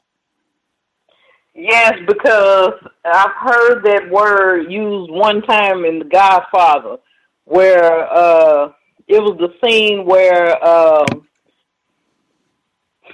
the sister, played by the actress Talia Shire, they were Italians, and so Italians are seen by white people as not non-Aryan. You know what I'm saying? They normally have black hair and dark eyes, in other words, and olive skin or whatever. Right. And so he was calling her a guinea bee in that scene. So that's the only word with G I can think of. I thought, appreciate that, Puff. I thought, now I could be in error, I thought the term guinea was used almost exclusively for quote-unquote Italians. I thought, in fact, in that same film, they refer to black people as moolies, I thought. That was the one that they used for black people. But you think he could have been referring to Senator Scott as a guinea? That was the only derogatory term I could think of that starts with a G. That was it. Okay. Maybe that was my little 2 cents or whatever. Metaphor. I appreciate it. That could be it. Maybe he was. And see, that's why I prefer just write it out. Just write it out. We're adults. It's a court document. What did he say? I mean, and he's threatening to kill a United States senator. I want to know all the details. If he said guinea, just write that out. What's the problem? You said that was it, Puff? That was all you wanted to share? Yeah, that's it. I just wanted to throw that out there. Okay. Appreciate it. Guinea, one submission for the G word that could have been written in. Other folks that we've not heard from at all, if you have a hand up, proceed. May I be heard? Yes, ma'am. Hello, thank you. Hello, everyone, and thank you for taking my call. This is Rev from Ohio. I'd actually recently moved. I moved from Ohio to Nevada, so my commentary is about all my observations that I've seen in between Ohio and Nevada. The first thing was it kind of like the road signs, like the electric ones, where they say like road work ahead, stuff like that. I feel like these phrases might qualify as stupid talk, and they have to do with the holidays. So, like in Illinois and Missouri, the sign said, I have 3: hocus pocus, drive with focus, texting and driving bring toil and trouble, and don't be a phone zombie. I thought these were ridiculous. If you want people to just drive safely, you could have just said that. The other things were I was looked at front page news in Missouri. There was this article, and it said Pacific officers face rise in heroin calls, 4 overdoses in past month. And the paper was it's called the Missourian, and it's an article from October 29, 2017. And just a few points from the article. It's that the police chief, which was a white man, he called the heroin epidemic a cancer that is killing vulnerable citizens. And they used this word citizens in the article a couple of times, which I feel like they're referring to, of course, white people. They also kind of described the deaths, which was 9, which I don't see how they would qualify that as an epidemic when, of course, I guess any white life that's more than one, it's an epidemic. And of course, that police chief wanting his officers to carry Narcan and also provided training.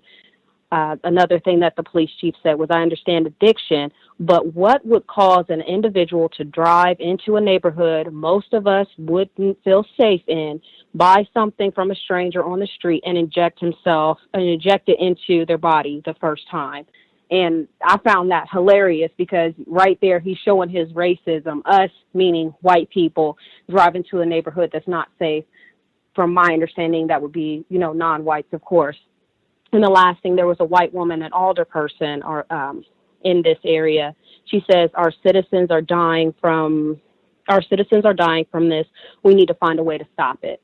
Once again, they're using the word citizen, and from my understanding, meaning white people. The last thing, when I was in Arizona, we had to stop for gas, and it was me and my mother and my younger sister. And me and my younger sister, we went into the gas station, and I happened to point out to her there was this license plate that had an American flag and a Confederate flag kind of intertwined. And I know I've heard, I think on Black Talk News, Mr. Scotty Reed, he had said before that, the South has never lost.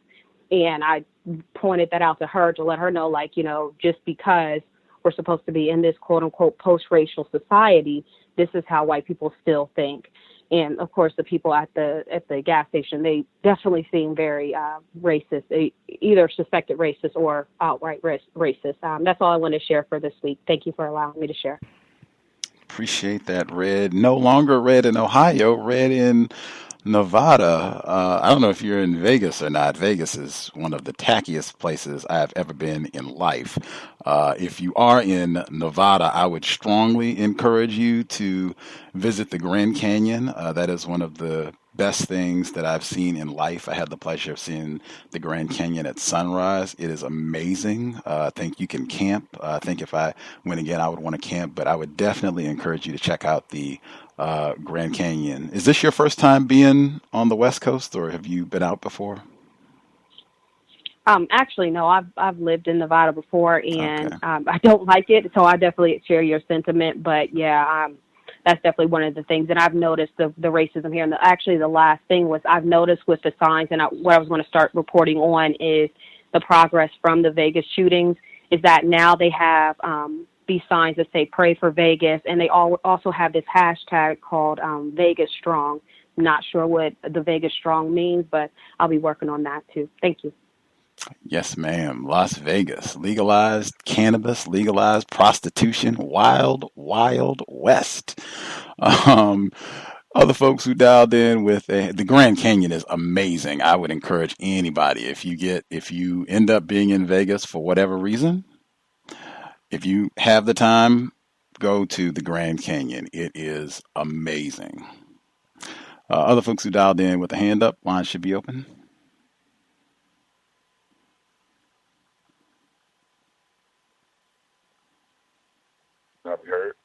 Yes, sir.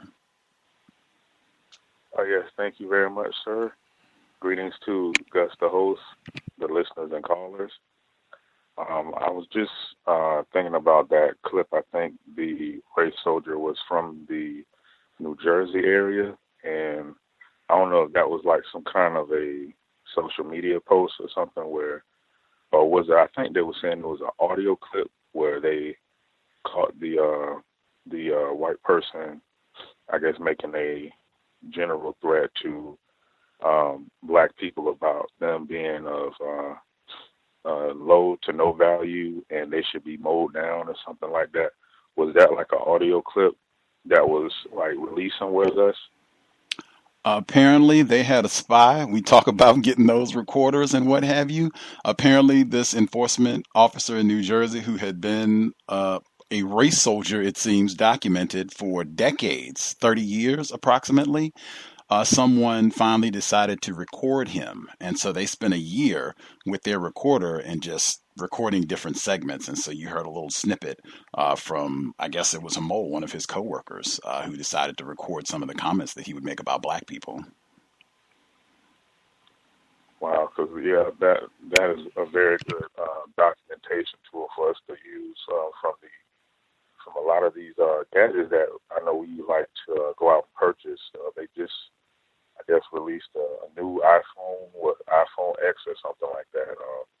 We can really be utilizing these devices for a constructive purpose. And I think it was the roommate who had that encounter with the race soldier female, and she was just constantly trying to, she was poisoning her through, I guess, like toiletry products and stuff, and just being very, like, deceptive, and people still, to this day, just think that racists can only just be, past the age of 72 or something, or people who are just senile, who are old in age, and they can't be younger people who happens to be someone's roommate. And it's just, it's very sad to know that there are a lot of victims who really don't have that understanding that this person, even in that, situation or many other scenarios, who really want to try to do harm to you. And she did it like she wasn't going to get in any kind of trouble. But it did seem like the black female was having a bit of a tough time, I guess, trying to get expedited justice, but that's to be expected. And I wanted to make a quick observation of the Florida Gators football team. They just fired their coach, and they put a black person in charge. I just wanted to just make a little quick point on that. And we lost another game, and they put in a black quarterback at the same time, and I think that was very racist in my opinion. So maybe they probably will get people to think, well, we can't hire a black coach to see, the Negroes help us lose the game. So, and I think that word, the G word, is gorilla. I think that's what the word is. Maybe that'll fit in there. Do you think that could be the word? It certainly would, motherfucking gorilla. That's what it would have said. But why would they redact gorilla? I mean, why would they take that word out if it was gorilla? Because I'm thinking like how, when it comes to those, I guess, they'll use the term like slur or something on an article, and I think people will get maybe alarmed or whatever, even though they use the curse word and stuff. I have noticed that before where nigger will be like in an asterisk or something like that, it'll be redacted, and, coon or, porch monkey or something like that. The primate, any form of a primate races use those kind of terms toward black people, and I think they'll just try to do that, like you had mentioned, to just censor it, to try to hide it, so people, I guess, may not figure it out. That's the thing that I came up with. Logical. That is logical. That would make sense. And I would be even more offended if it was gorilla and they said, "Oh no, we can't put gorilla." Like, oh my gosh, like they have made, whole television shows and movie empires around calling black people gorillas. Why are we going to get timid now in a court document where a United States senator is being threatened with assassination? Why are we going to get timid now? If it was gorilla, like, come on, in my view, that would be a pretty major act of racism if they redacted the term gorilla. Was that the extent that you wanted to share, or did you have more comments? Yes, sir. Yeah, I agree with what you just said. Like it does pretty much promote a lot more confusion because they will use that word in any other type of context.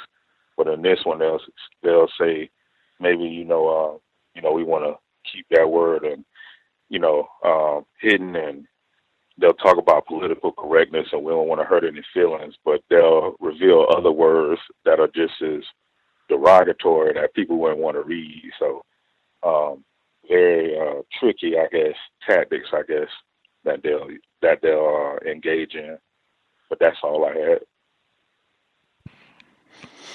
Appreciate that. Words are important. Words are important. Other folks who dialed in with a hand up, you had commentary. Line should be open. Proceed.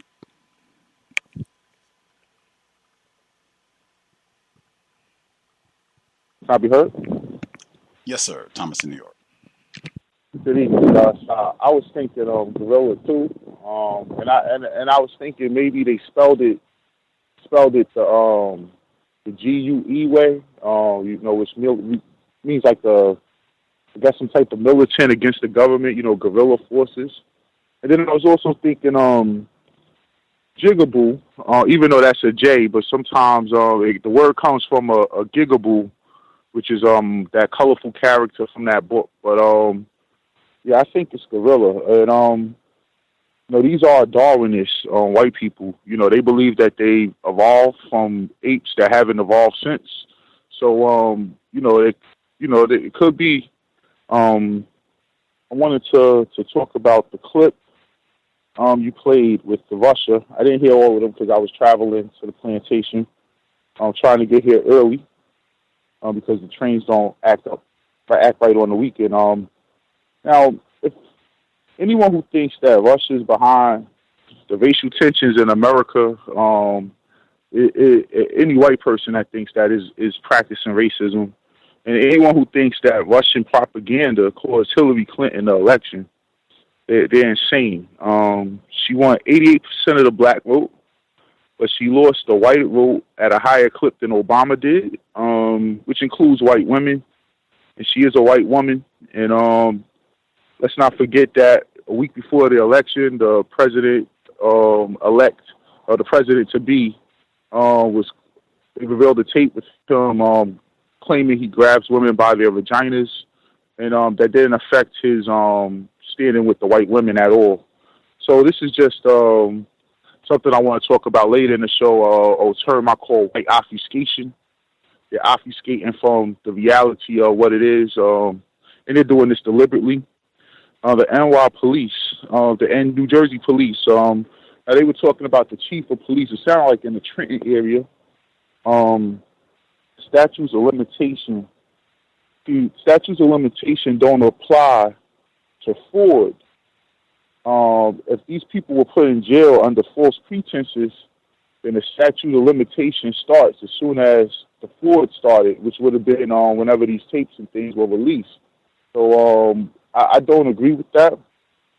Maybe if it was police misconduct as far as abuse, there's a statute of limitation. But I don't agree with that either. They're in a position of authority. They're paid by the people to enforce certain codes and ordinances, and therefore they should be held to a higher standard. If they do something wrong, there shouldn't be a statute of limitation on it.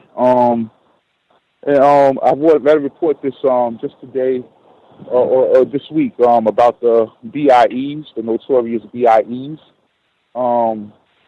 Now, this one was talking about the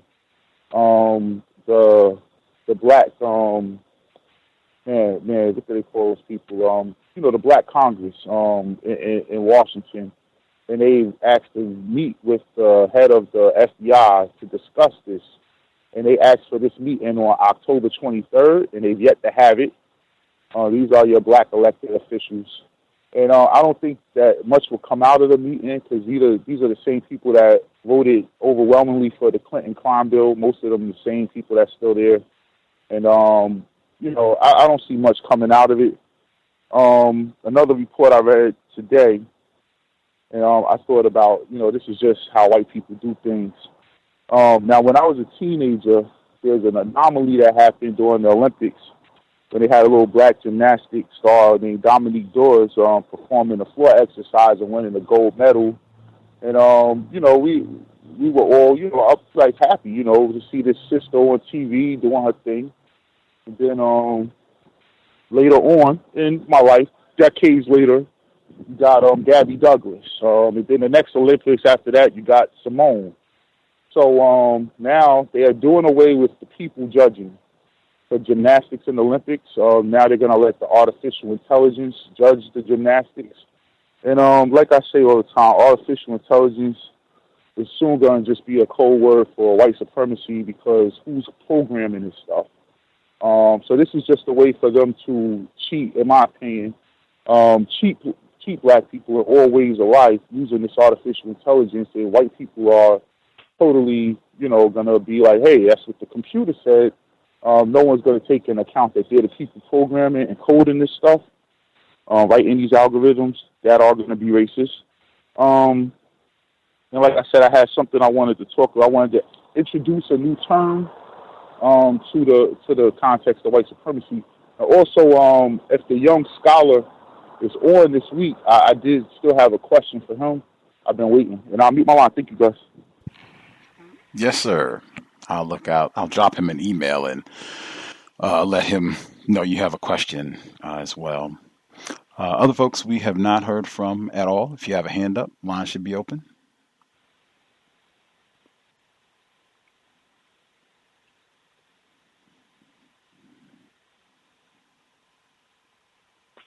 Can I be heard?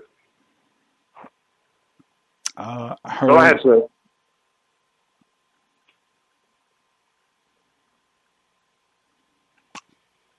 See, I think the one caller yielded the floor. Was that Roz? Were you the other person that was speaking?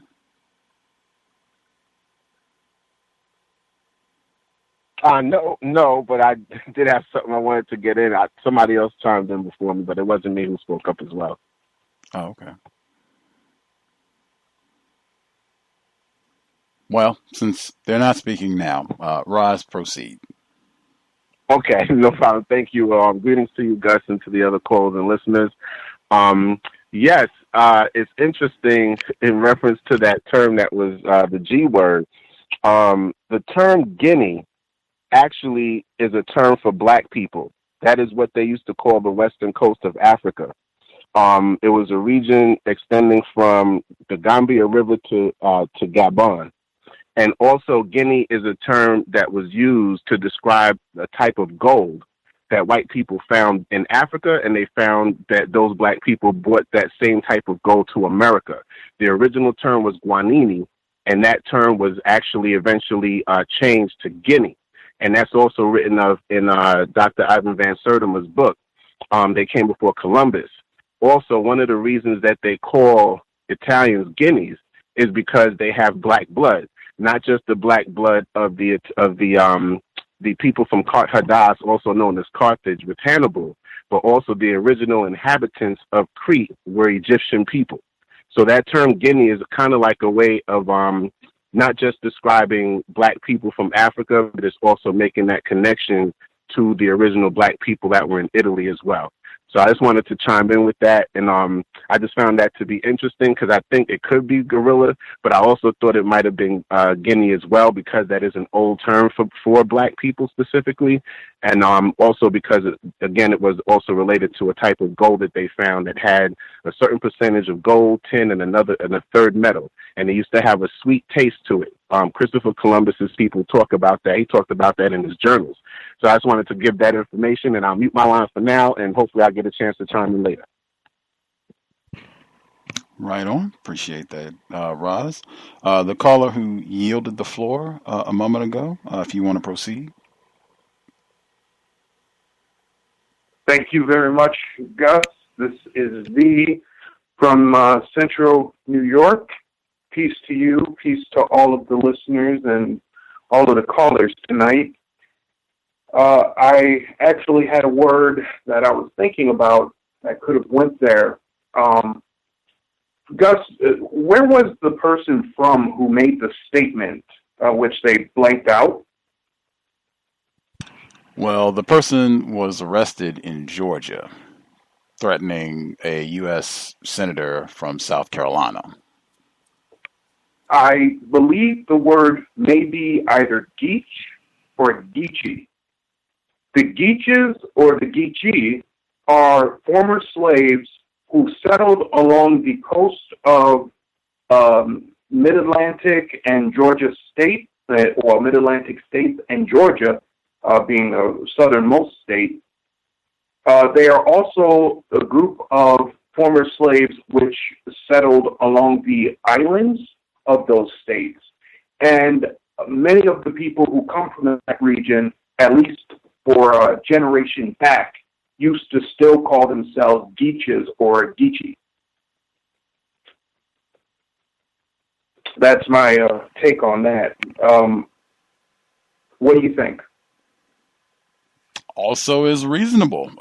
That would match the region. I have heard that term used to describe Black people in that particular area. Certainly could be, and I mean, certain Georgia, the South Carolina, that region. I think that term is used to describe a group of Black people in that area specifically. So that certainly could also fit. And again, just emphasizing, I would rather have the exact details. You don't have to do the guessing game to try to figure out what this guy said. Court document. Let's just get all the details.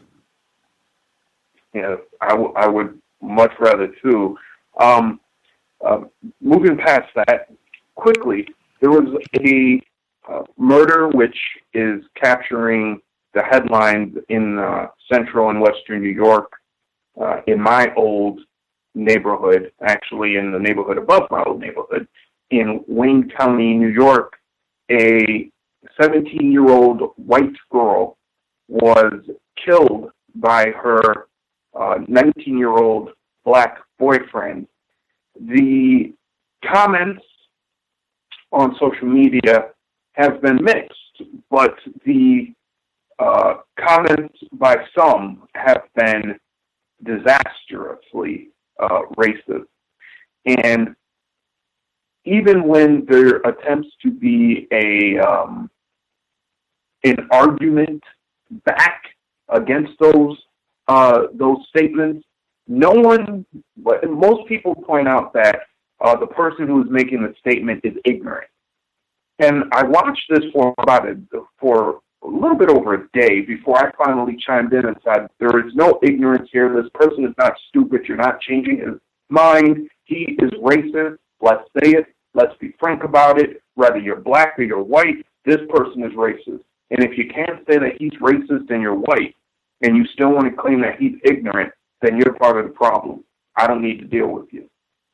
I haven't seen many responses to those comments, but several of the comments or the conversations which I commented on seemed to cease after I made those statements. There was no more argument on whether or not the person was ignorant or whether or not the person was racist.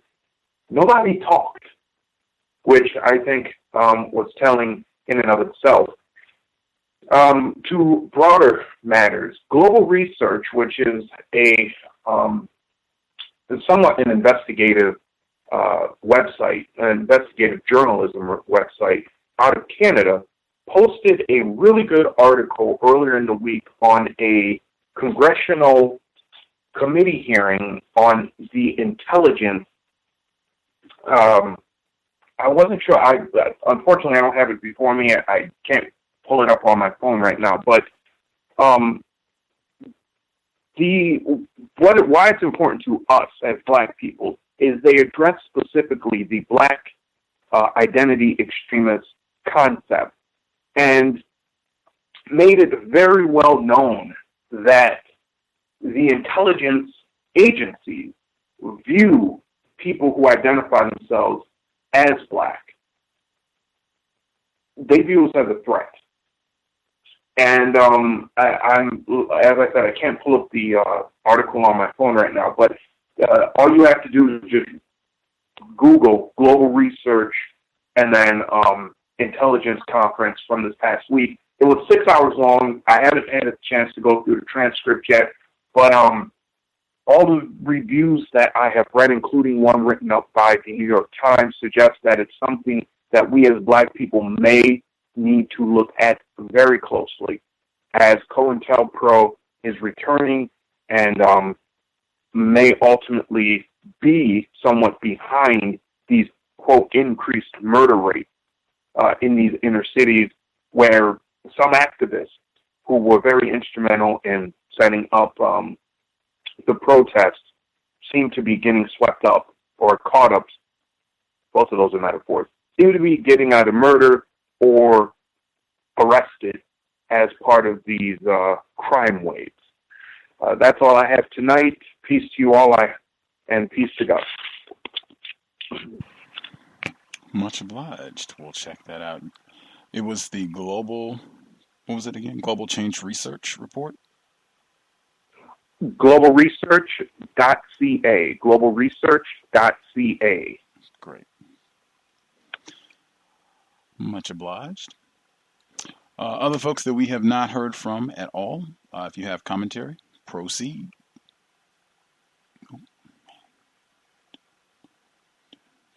Have you heard? Yes, sir.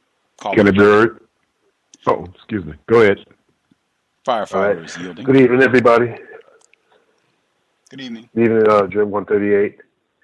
I have two other submissions for actually three other submissions for the G word that we're trying to ascertain. I looked them up on Wikipedia for what it's worth. You got Gable, Gollywog, and probably one of the strongest ones is Groid. This is derived from Negroid.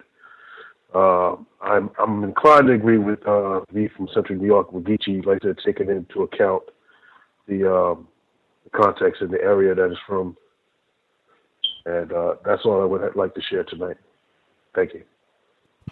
I was thinking Groid too. That might be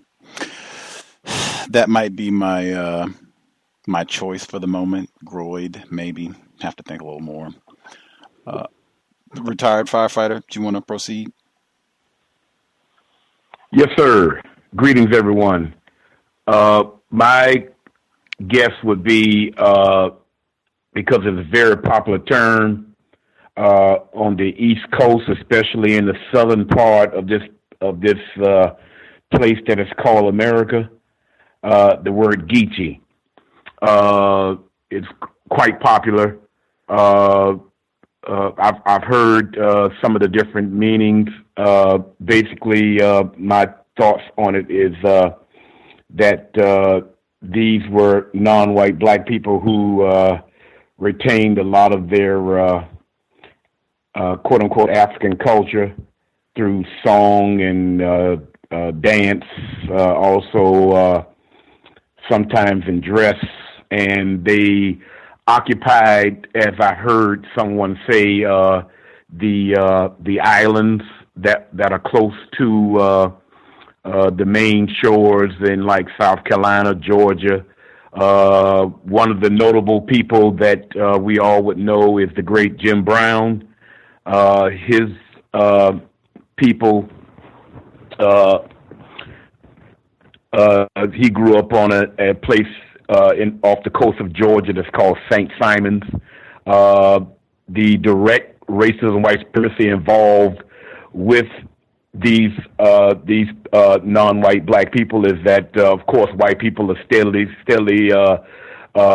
making gains on to usurp all of their property, land, of course, because it's beach areas for one thing, and that'll be the first thing come to my mind, because for the most part, that term is associated with non-white black people in that part of the world. I've heard someone mention about the non-white black male who is the present coach at the University of Florida. I know him personally. His name is Randy Shannon. I think he also was the first black head football coach at University of Miami.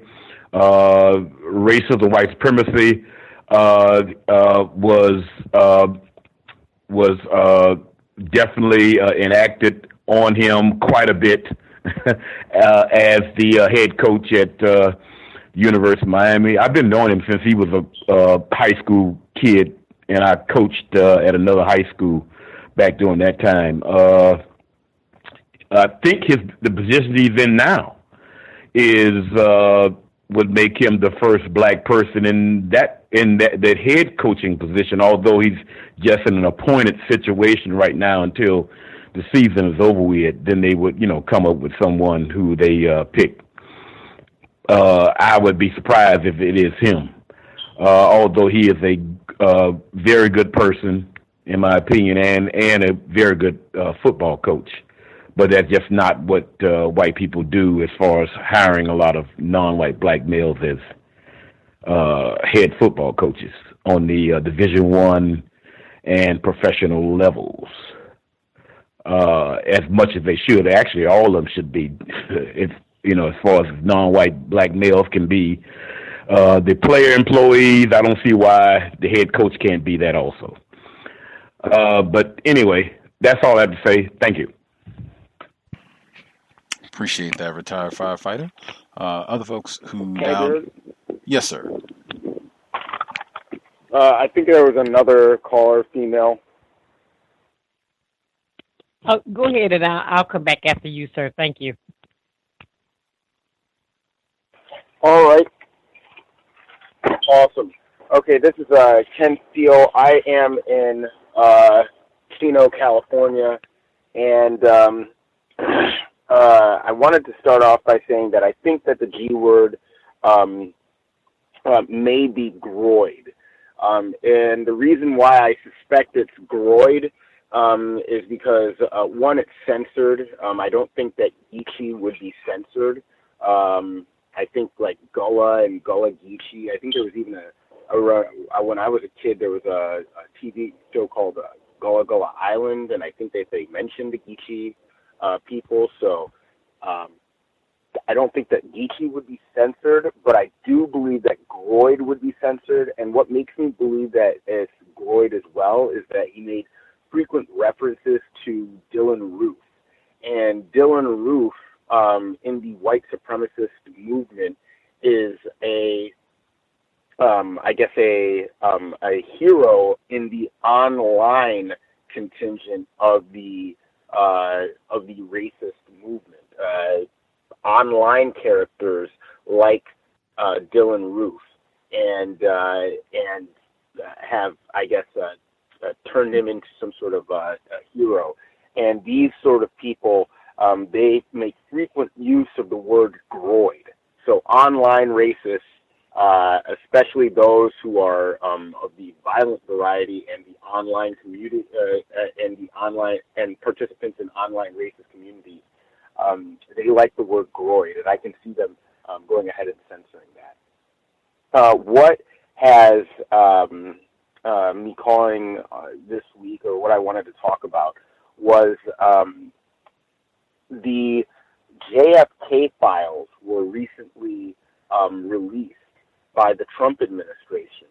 And the interesting thing that I've noticed about these files is that the biggest story coming from them is the confirmation of all of the reports that Martin Luther King participated in, orgies and all sorts of sexual infidelities during the civil rights movement. The FBI apparently noted this and documented this, and the release of the JFK files included, more information regarding the sexual exploits of Martin Luther King. So imagine that. They teased for all this time that they're going to release information about JFK and his assassination, and the biggest story to come out of that is about Martin Luther King. So, that is classic system of white supremacy move. Some people in conversations that I've had referred to it as the switcheroo. I don't know what would be the most accurate term to describe what took place in that whole series of events, but it's something that has left me astonished and disgusted, to be honest. And I guess that's what I will leave off with for now. There's one more thing that I wanted to include.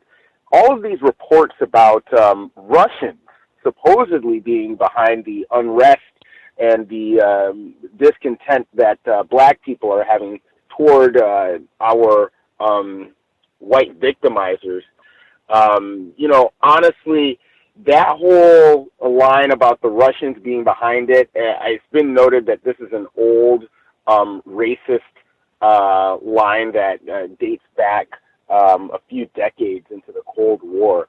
And it's very interesting that, that they're bringing these up. I think all of those sites, from my interpretation online, would seem like they're more, it seems like white people are more fascinated with the websites that they listed. And it would be white people who would use those websites as examples of black people being violent towards police, just these nonsensical, anti-white messages and whatnot, and anti-police messages. And I think that they would just use that as examples. And I believe that some of them were behind setting them up. Some of those websites were set up by domestic racists that may have been paid off by Russians. I mean, we already know that the Russians paid off a black person to go ahead and make that website, or to make the song for their website. It's just really, really nuts how they do this. But all of that would be very easy to pull off. You can go to websites like Fiverr and hire black people to take proof pics of you. You can hire black people to make little rap songs of things that you want, and you can go to these websites and hire that for very cheap. So it doesn't surprise me that they're doing this. And also, with all of that disinformation, I think that much of the Russian disinformation is coming in the form of these conspiracy theories. And I think these conspiracy theories are being released and being purposefully targeted at black people. And I think that it's white supremacists that are in Russia and that are here domestically. And I think one of the bigger, bits of disinformation that I think that they're, disseminating specifically to black people has been this flat earth theory. I think that suspected racist white supremacists, they've been purposely pushing that toward black people just to for more of us to be confused and more of us to believe in sort of magical thinking and magical logic. And it all plays into what I was commenting earlier on a previous broadcast about what's happening with the Las Vegas shooting. I think that there are concerted armies of people online that are devoted to spreading disinformation specifically targeted at black people. And you have to be very leery of what it is that you read on some of these websites. If a URL has the word truth in it, don't believe it. Thank you, and I'll go ahead and mute my line at this point. Appreciate that. Caller in Ohio? Me. Yeah, okay. Thank you so much for taking my call, Gus. Hello to you, to the other callers and listeners. Just want to say to Red, formerly of Ohio, congratulations on her and her family's move to Nevada, and prayerfully that everything will work out for them. Also, too, want to remind everybody that, time does go back tonight. So, you didn't say like saving time. A couple of things I just want to hit on real quick. The story about the police and whatever the guy called it, I can't remember that. I guess in a sense like they're not working as hard or whatever it was that they called it. But on the clip when the guy said, remember he went around the corner and he see all these people in the corner and said how I think he went somewhere and the guys were sitting on a police car or they were sitting on the corner. The police would come up and the guys, people would not leave. So he said it was a time when he was a police officer. You come around the corner or, you see people hanging on the corner, they move away. People just walk away. I just kind of feel like today, if they're not walking away, that's because a lot of those guys know a lot of those police officers, and those police officers are doing things. And remember, we always hear that, the crime is the highest in the black community and that the black community has the most police officers in it. Now, that's just illogical. If there are more police officers in the black community and the crime is high, then there's something wrong. Then to me, that means the police got to be doing something with that crime. They help with the crime. So if the guys are not running because the police come, then that means a lot of those guys know police. They, and I just think that the police are doing things, that the police are doing things where, now, they just don't worry about them. So, I think the police did on a lot of this foolishness and they're trying to present this image that, like the black community is just irredeemable, But I just thought that was kind of interesting. As far as the church is concerned, because I really don't care for them, and I definitely get what you said, the raising of the voice, the using of foul language, because, and it's always using black people because we're the ones, that keep the shows on TV. Let's be for real about it. And I agree with you when he said about, trying to divide us, and I sit up here and listen, I'm like, well, who is this us that they're trying to divide, as if blacks and whites and we're just all so happy together in this. And that's just far from the truth. As far as the papers, since this is still mentioned them, I just saw that today about the release of the JFK papers. I was looking at something on Twitter. And I'm going to be honest with you. I'm not saying that Martin Luther King was a saint. I think he was a human, just like any other man. But I just don't think there's much truth to that story, by all these orgies. And I remember something about white prostitutes and, and something I read, and it was like $50 and black prostitutes, how they would, break it down like that. And I just think that a lot of that stuff with Hoover, it was just made up stuff, just made up. And at that time, at least particularly when President Kennedy was the president, Robert Kennedy was the attorney general. I think a lot of these stories about King, were just made up to tarnish, his reputation. And keep in mind now, I'm not saying that he was perfect. I'm not saying that. But I do think a lot of that stuff was just made up stuff. But I did saw that, and it is rather interesting that the papers are released, and, probably one of the biggest stories or, bigger stories that come out of that is about Martin Luther King's sex life. We know that John F. Kennedy is probably one of the biggest whores that occupied the White House at one time. We know that for a fact, but nobody's talking about that. And then I want to say about the situation with the girl, Jasmine, and her roommate. And I was listening to a YouTube video last night of a guy who did a story on this. And I just want to put the point out there for all of us. If we know black people that go to these colleges and they have white roommates, and if they are like, they need to check their stuff. And if they are like sick, being sick periodically or more so than what they normally would be and things like that, they may need to check out what their roommate might be doing to their things. A lot of times toothbrushes, this is your dorm room, and you'll put your toothbrush in your cup and leave it sitting out. And, you just never know, what kind of craziness could be going on with that. So it's just something that, I know all of us probably know people that have children in college that have white roommates And we may just want to pass the word. Maybe you need to for males. You get how males you get your man bag. That's what I call it, a man bag, where you can put your toiletry articles. And that you probably need to do that, and then take it out the bathroom and put it in a place where that you may even be able to lock up. And it's the same with girls, females. The bags that we can get, whether it's cosmetic bag or something that you can get from Walmart, stuff like that, where you can put your toothbrush, toothpaste, other stuff in there, and may have to put it in places that you have a key that you can lock up. You may want to be careful about your food if you don't eat it all. If you don't have a friend that could, or somebody that can put it up for you, you might just have to dispense with it instead of keep it in your room. It's sad, but I mean, I could only call that white girl a filthy beast. And that's just how I look at her. I mean, it's just filthy. I mean, I don't even think filthy is a strong enough word for what she did to that young lady.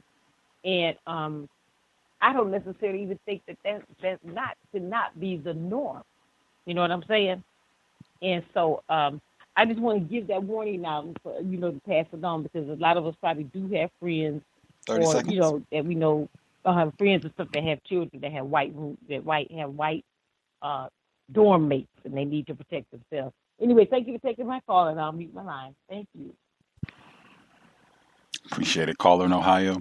Number again, 641-715-3640. The code 564-943#. Press *6 if you would like to participate. Please do not wait until the last minute if you have a comment or question you would like to share. Did we miss anybody? Anybody have a hand up that we have not heard from at all? If anybody that has been listening in, you have a comment, question you want to share, we should hear from you now as opposed to waiting. Caller at 5429. Did you have commentary? Can I be heard? Yes, sir. Yes. This is Walter from Detroit, Michigan. And I wanted to reiterate the point the previous caller made about the young lady who had that white roommate. I was listening on the news, and they were trying to frame the narrative as her being bullied. I think it was an act of terrorism, and I think we should acknowledge it as such. And also another point I just noticed when we are talking about not all, you don't do it, Gus. When we're talking about our ancestors from this country, we sometimes say slaves. I think we should correct that and say enslaved, because they were not slaves, they were actually enslaved. And that's all I wanted to say. I'll mute my line. Right on.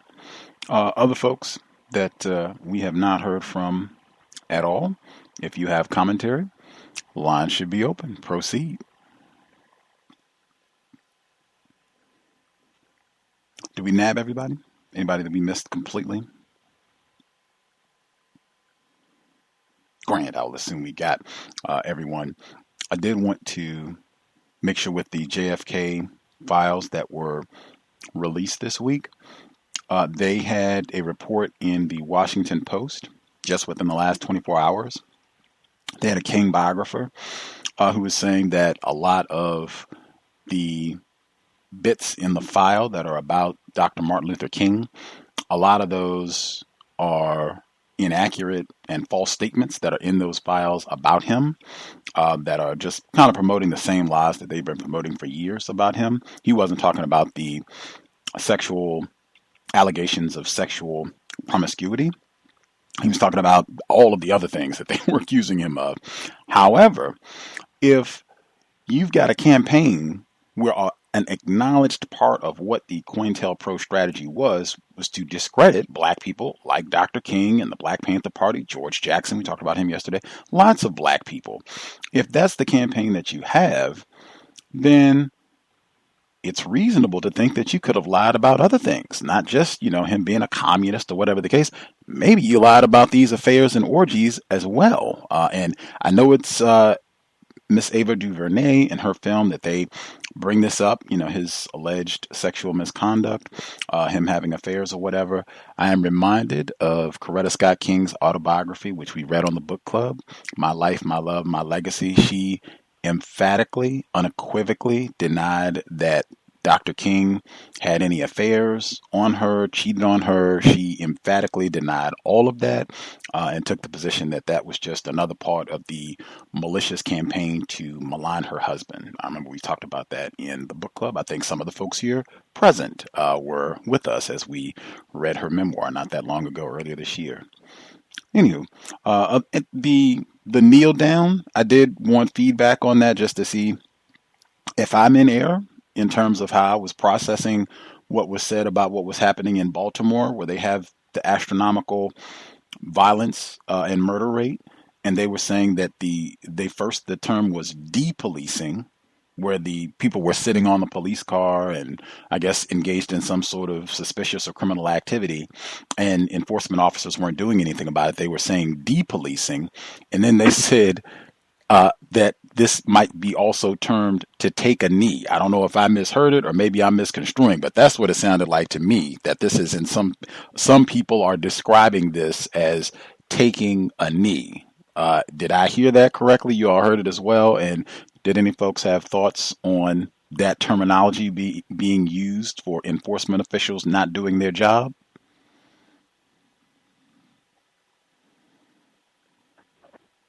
Can I be heard? Yes, ma'am. Yes, I heard that as well, and I thought that was interesting because it's once again kind of aligning something bad with something, of course, what Black people or a Black person has done. So I did hear that, and I thought that was not. I thought that was not. It didn't make sense. Because it's like what I've heard other people say, the reason why Kaepernick took the knee is because some white man said that was respectful. So if white people, it was originally respectful, but then when Kaepernick started doing it, that it's not respectful, then what did that white man mean when he used the term or that phrase? Thank you. Indeed. You have other folks who had thoughts on the take a knee. If you have other commentary, that's fine. But I did think that was significant. It reminded me the term cultural appropriation. Some of the more pathological ways that I have seen it when they had the enforcement officials in St. Louis. And they were on camera. They were caught on video saying, "Whose streets? Our streets." And this is a chant that a lot of Black people had been saying after there had been some sort of abuse of a Black person, often some sort of police killing of a Black person. But the enforcement officers were chanting that after there were Black people protesting another enforcement officer killing a Black person. But if that's how it's being used, if the enforcement officers or any white people are saying, yes, the police are taking a knee by not doing their job and enforcing laws, deterring crime. Wow, that is something I think should be commented on. Anybody else have any thoughts on that? Or if you had other comments you wanted to share? The caller at 4674, did you have commentary? Yes, can I be heard? Yes, sir. Okay, peace to the callers, to the host, and to the platform. Yeah, my commentary on the taking a knee, I look at that as something as far as rhetoric or metaphysical speech.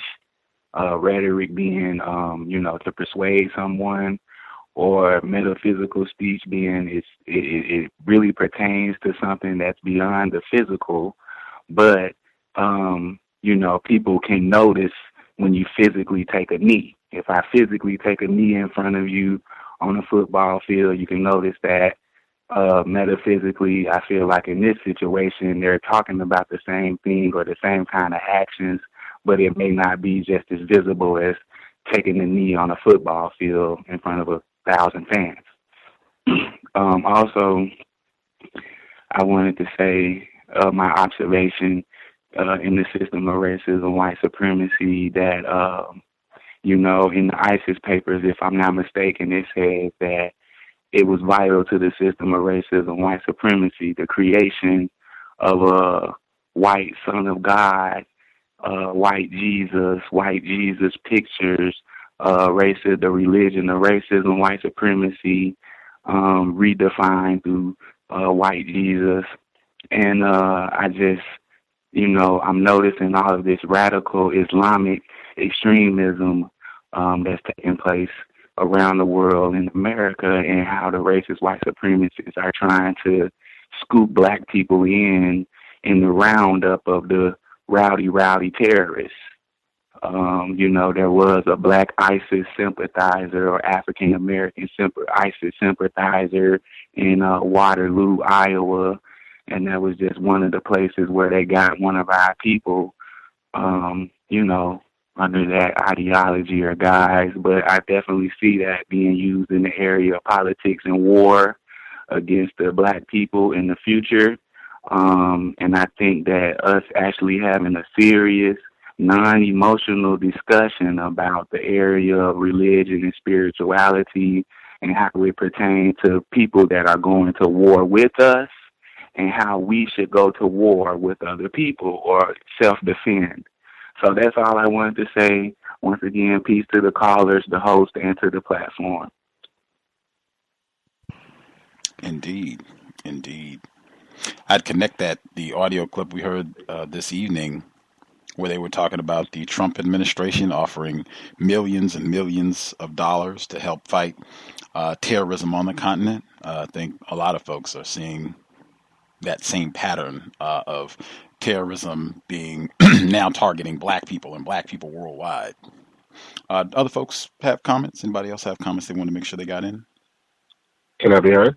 Yes, sir. Yes, thanks for taking my call, Gus. Yes, I think the whole concept of them, and you were correct, you heard the term take a knee. To me, it's a way of subtly making fun of Colin Kaepernick. And the reason why I look at it that way is because the whole purpose of Colin Kaepernick taking a knee was in opposition to police brutality and the treatment of black people in the first place. And for them to use the term take a knee to describe them doing what they normally do in black neighborhoods, which is nothing, to me, it's a way of making a parody out of him doing it in opposition to a serious subject matter. It's basically for them to call police inaction taking a knee. It just looks like a way of just belittling and making fun of his whole concept of saying, I'm going to take a knee to the national anthem, since this is a nationwide problem. And they themselves taking a knee is oh man, it even takes me back to the sit-ins as well, because even with the sit-ins, it was, and sometimes those movements by black people were made fun of as being oh, you're just sitting there, you're not doing anything, so you're not really protesting because you're sitting there getting beat up and deciding to take it. When in reality, they sat there and took that abuse so that the world could see this is what we're going through. And you notice we didn't do anything to provoke the attack. You also notice we did not physically retaliate, but this is what we're facing. So that is, to me, how white supremacy functions in regards to the rhetorical ethics and the way that they make fun of our abuse. I mean, even in medical apartheid, we had that story of that surgeon who was dealing with the black male that had mouth cancer. And he first did the surgery with no anesthesia. And then on top of that, he carved a permanent grin in his face. I'm assuming it must have looked like something like the Joker from Batman. And then he wrote about it and laughed about it. The doctor, she had read his journals where he made fun of it and said that he enjoyed himself, torturing this black male. So that's my take on it. Thanks again for taking my call. I'll mute my line. Indeed. Oh, I wanted to make sure I got in before I forgot. The Short Pump High School, that's the same high school that I think a week ago they had the video that became national news, where it showed the white students simulating a rape of black students. And they said, I'm going to say exactly what was in the video. We're going to fuck the black out of you. They were talking to these black students. So at that same high school, they said that before all of that happened, they had a racial physical altercation with the same students, same group. And you heard the white mother, she was on the news broadcast, and she said that her son, apparently, see, this is details. She said that it was not a student of color. She didn't just say it was a white student. She said it was not a student of color. If I'm to infer from her language, so a white student was going around saying, call me a nigger, call me a nigger, call me a nigger. Her son did it. Later, her son was in the altercation, and they said it happened again, and this time her son got punched. So again, I'm left to infer, because they didn't exactly say it explicitly. Apparently, her son said nigger again. This time, I guess he said it in the presence, or maybe he even called a black student a nigger, and that started a violent altercation. I thought that was another one where it seems like we're not being explicit enough here and giving out details where this white mom might be practicing racism and defending her racist child. Maybe I could allow if he said it once just being goofy, but 2 times, wait a minute now. Wait, you're not just going to tell me this was a whoops, an accident that happened twice, and even provoked an altercation the second time that it went on at this high school where they're making videos of white students raping the black out of children. Anywho, did we have other folks who had comments they wanted to share? May I be heard? Yes, ma'am. Okay, thanks. And just want to say this real quick, and then I'll read myself. The call that the clip that you did of the lady whose son was in the school and the white boy was threatening her son's life. And so I listened to her talk. And I think the thing that struck me, and I know, and she said, like, her son was just like, why? And I was just sitting here listening. I said, see, black parents, we have just got to get to the point that we have to tell our children, these people will hate you just because you're black. That's the only reason. It doesn't have to be anything. You're black, and they hate you.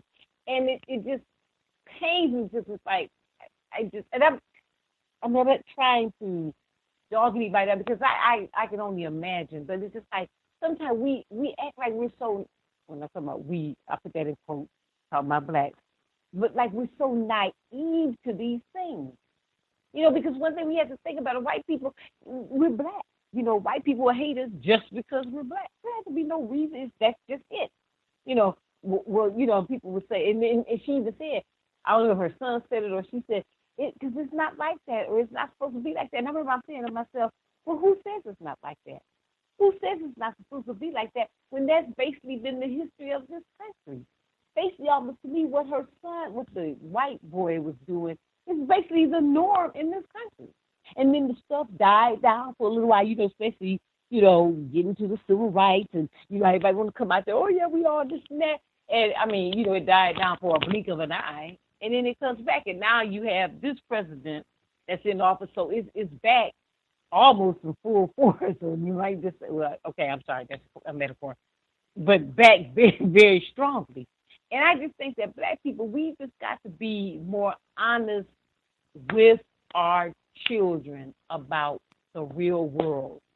Let me just add this to that, and then I'll say this, and I'll tie this to the case with the young lady Jasmine at the University of Hartford.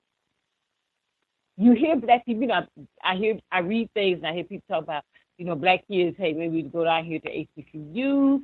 We're not saying HBCUs are perfect, but we are saying that some of the foolishness that you deal with on these other campuses, white campuses, you may not have to deal with it. I'll throw this in. There's another story out there about a student that was at some school in Kansas and how they put all that graffiti on his car, go home, nigger, all the stuff like that, and he's withdrawn from school. And so I would hear people like these people say, well, you know, let's go to HBCUs, and they say, you hear black people talk about, well, that's not the real world. And today, as I was thinking about what this young lady Jackson went through, and I guess I can use this young man whose car was you know, defaced. You know, if that's, you know, you know, that's then they experience the real world. You know, that, you know, you're going to go out to this world or go to these schools, these white kids, and they're going to stick their toothpaste, your toothbrush, your child's toothbrush up their behinds, and they're going to spit in their stuff and do things to them.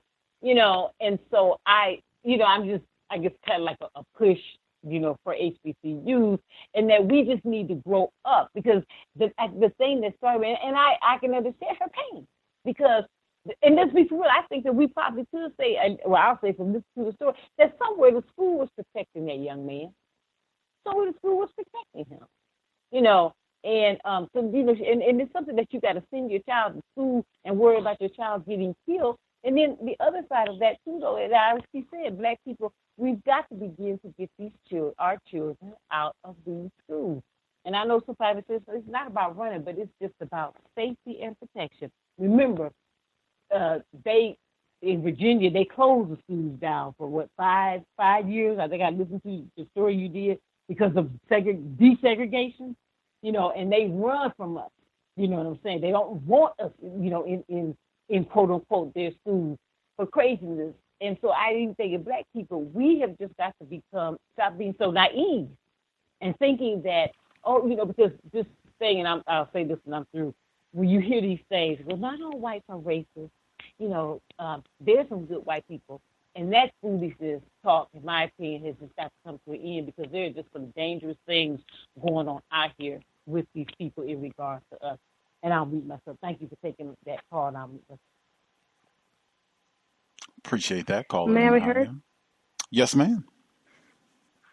Just real quick, I just wanted to thank the lady from Ohio for the well wishes. This is Red. And I had one quick comment about the first segment about the Hispanic, or quote unquote Latino, Hispanic, what have you, that player making a racist remark towards the half Japanese player, or it might have been reversed. But when the journalist, when he was speaking about how, they needed to, the Latino or quote unquote community needs to get past this being okay with racism or racist jokes, he had used a metaphor. He said that it was seen as a black stain. So for him to be a journalist and still use a racist metaphor, I kind of felt like, well, he didn't really seem like he was really trying that hard. Thank you, and I'll mute my line. Great point. He did say that, consistently associating black, dark with things that are vile and to be to look down, or things that are just vile. Anything that is thought to be wretched, something to be avoided, associating that with black darkness. I did want to make sure I pointed this out, just because of it's been my experience. It is a pattern that it's white men. The situation at the University of Harvard, where this white female student was doing the terrorizing. This was not a white man that the university was protecting. It was a white woman that they were protecting. Brianna Brochu, I believe, the white terrorist's name in this situation. The caller at 3246, did you have commentary? 3246.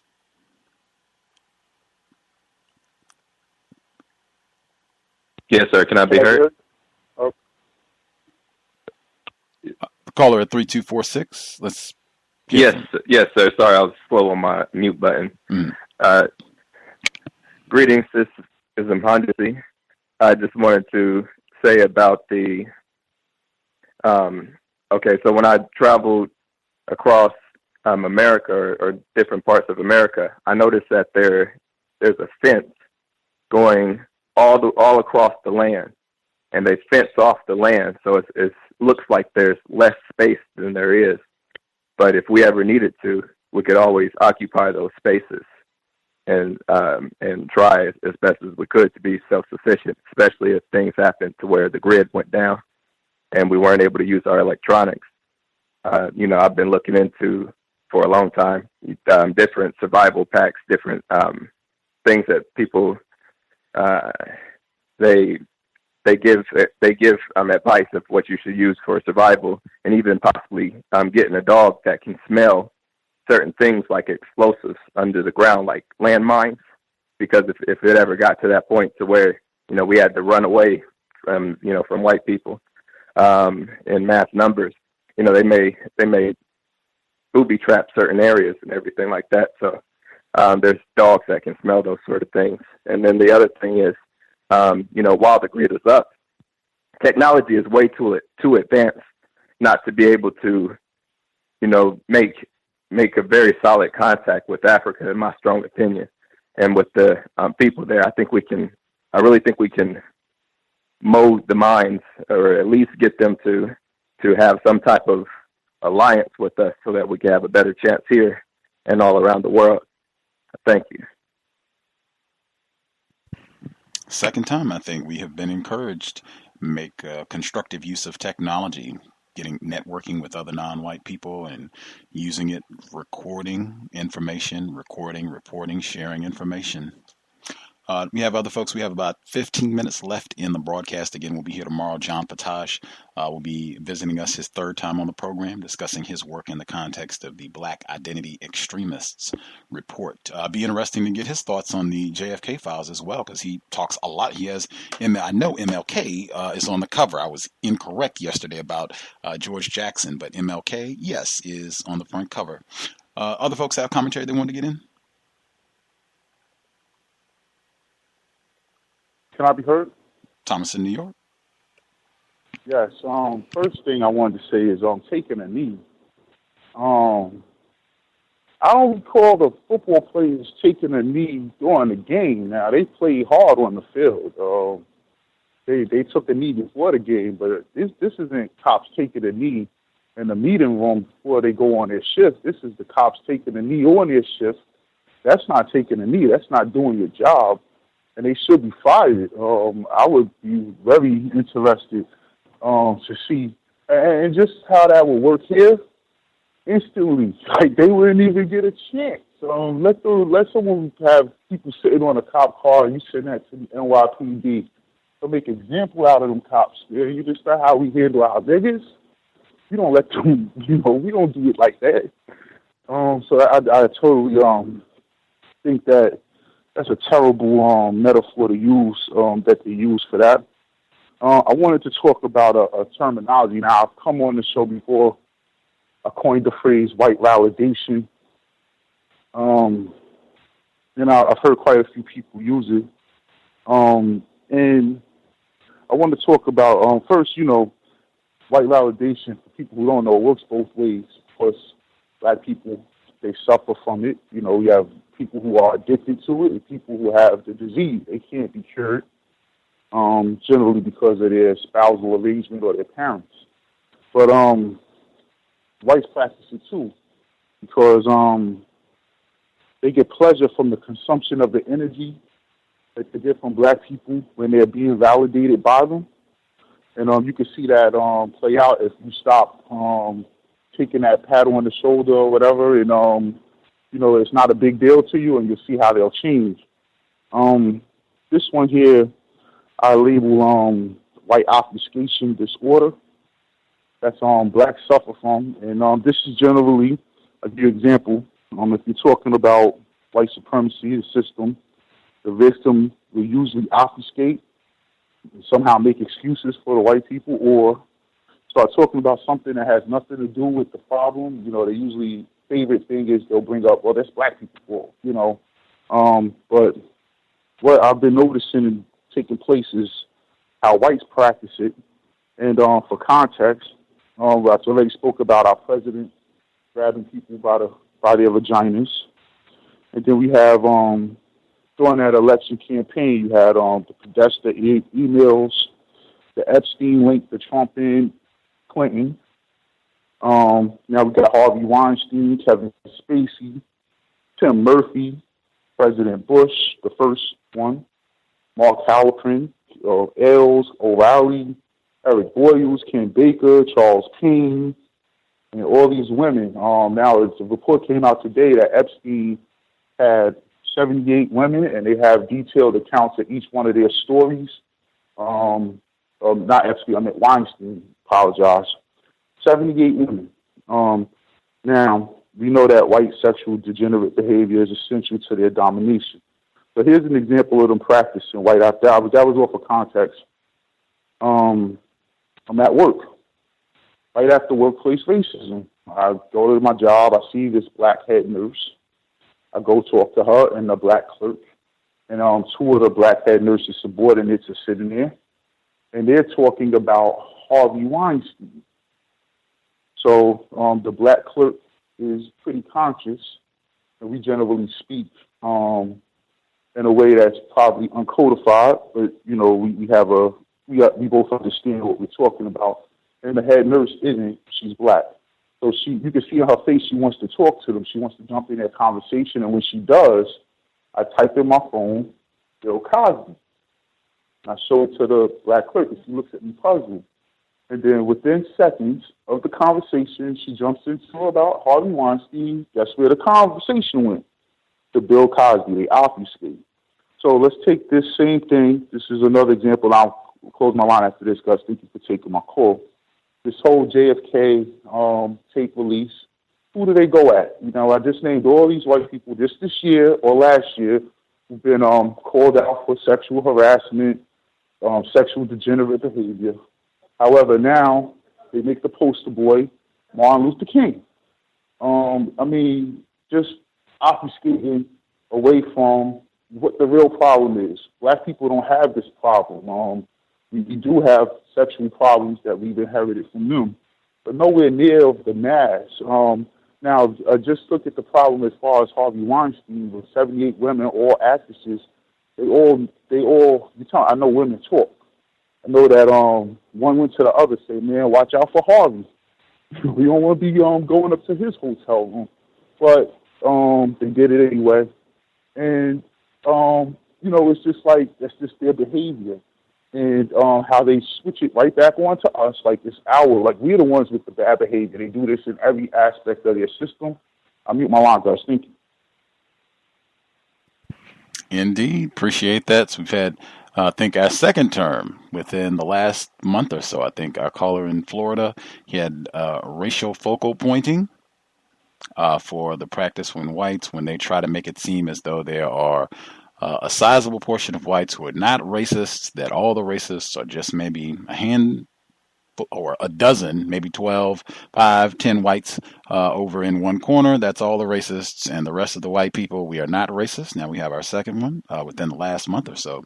White obfuscation, purposely shifting away from the problem. White dedication to white supremacy. Got some illustrations. I think some other listeners have noted that pattern, and in fact, might even predict a situation like what you had with the roommate, that they might within the next week or so try to see if they can bring attention to a situation where a white student is being harassed by a black student, so they can say, oh yeah, see, this is not, this is just widespread, dorm roommates, they fuss and fight. It's not about racism, this just happens. College kids do goofy things, and they're still learning and all that sort of thing. But white obfuscation, we'll have to keep that one, think about that one, see if folks can use it, apply it in a counter-racist manner. We have other folks' comments they want to make sure they get in.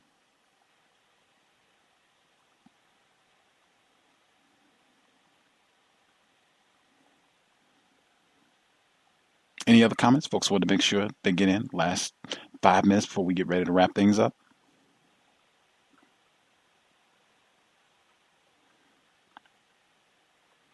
A question for you, Gus. Now, I've listened to your show for years, and I've never heard any white people call in and make derogatory comments, and you have to mute them. And I've listened to shows, and I've seen that happen. Has that ever happened on your show before? Yes, sir. We've had white people call in and do racist jokes. I remember it happening in 2011. I don't remember who the guest was. I think we had the infamous, I think it was when Freddie Lee was on. I think we had a white person who called in and made some sort of racist remark or really quick that I muted. I think we had another broadcast. We had a broadcast where a white person actually said that they wrote a poem. I think this was in 2000. Later in 2011, we had a white person who called in who said that they had written a poem about black people that they wanted to read. And I had to mute them like, yes, it's happened a number of times that I can recall specifically. Yes.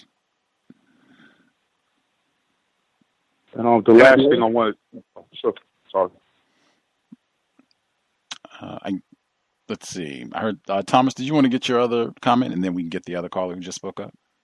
Yeah, I was just going to say very quickly. Ken Still brought up a great point. I've been looking at this flat Earth thing, and there's a black guy who's very popular in decoding this, but he did something that was very COINTEL, in my opinion, and I just think that this is deliberate. Now, he has been bringing people on from the so-called conscious community, the black conscious community, to debate him. And the last time he did it, he brought the white people on to question the black people, and they were doing it in a way that let you know that they listened to, these people's channels. It was just like interjecting them into something that they're not in right now, and I just thought that was done very deliberately. It was being done strategically.